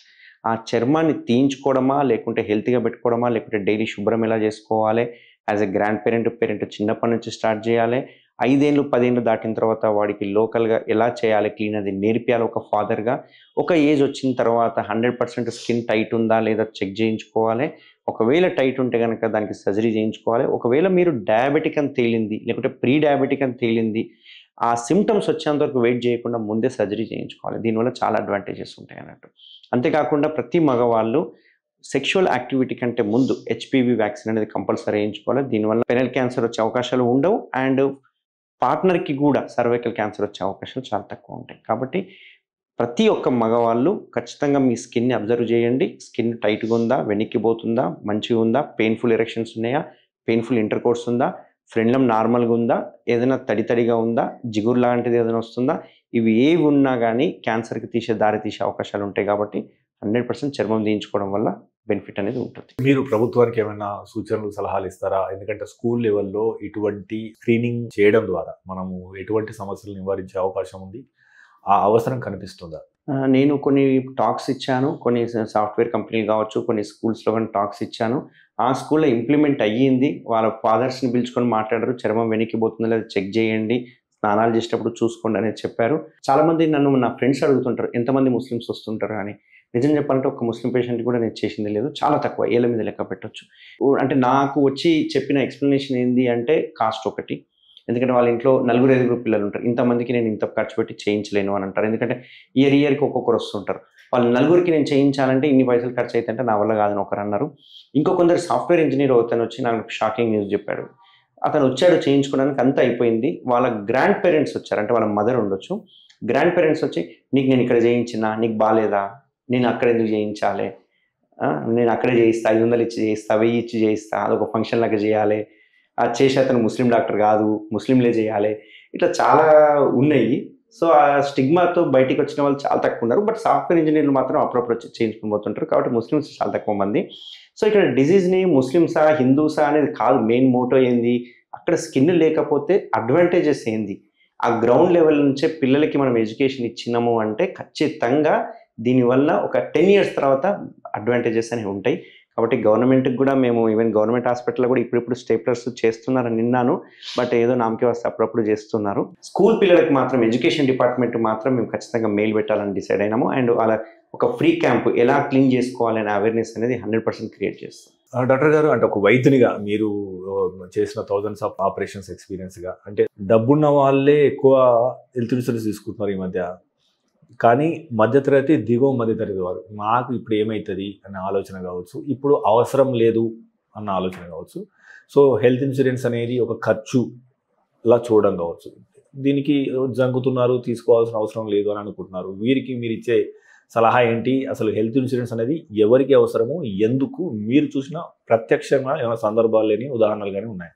హెల్త్ ఇంపార్టెన్స్ చాలా, ఏంటంటే హెల్త్ ఇన్సూరెన్స్ అనేది చాలా ఇంపార్టెంట్. ఎందుకంటే ఇప్పుడున్న వైద్యంలో ఖర్చులు కావచ్చు ఇవన్నీ చాలా పెరిగిపోయినాయి. ఎందుకంటే ఫ్రాంక్గా ఇప్పుడు నేను ఫ్రీగా చేస్తా, కానీ నాకు వచ్చే ప్రోడక్ట్స్ ఫ్రీగా అయితే రావు కదా. నేను ఒక సర్జరీ చేయాలంటే ఫ్రీగా చేస్తాను, బట్ నేనే వస్తువైనా కొనాల్సిందే. కంపెనీ వాడు నాకేం ఫ్రీ ఇయ్యడు, గవర్నమెంట్ నాకేం ఫ్రీ ఇయ్యదు ఫ్రీ చేయడానికి. సో ఆ ఖర్చును బట్టి మనకు హాస్పిటల్లో ఖర్చు కూడా పెరిగిపోతూనే ఉంది. ఇప్పుడు నిజంగా చెప్పాలంటే హెల్త్ని ఒక బిఫోర్ కోవిడ్ ఆఫ్టర్ కోవిడ్ అని అనొచ్చు. బిఫోర్ కోవిడ్ చాలా తక్కువ ఉంటుండే, బట్ ఆఫ్టర్ కోవిడ్ వచ్చిన తర్వాత ప్రతి ఒక్క పారాసిటమాల్ టాబ్లెట్ అని ₹1 దొరికేది ₹3 దొరుకుతుంది. అంటే ప్రతి ఒక్కటి డబుల్ త్రిబుల్ ఖర్చు అయిపోయింది.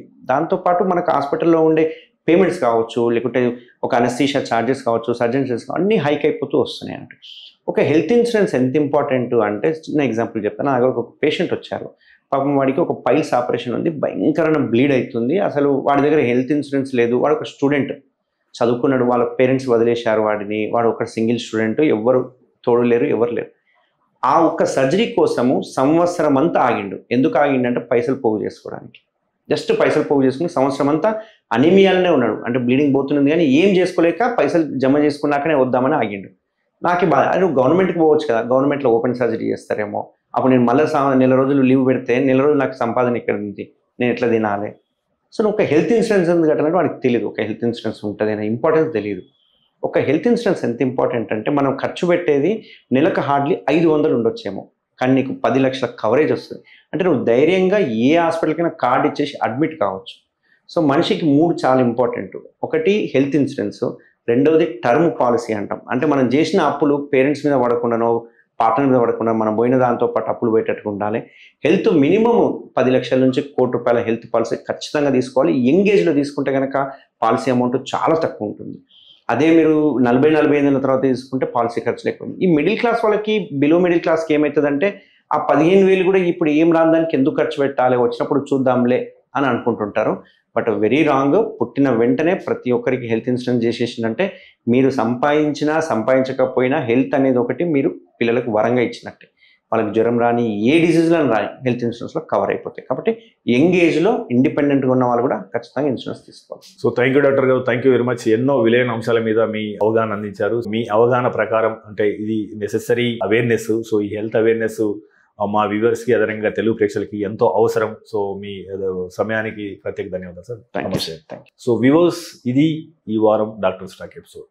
చూస్తూనే ఉండండి మెడ్ ప్లస్ 1 టీవీ.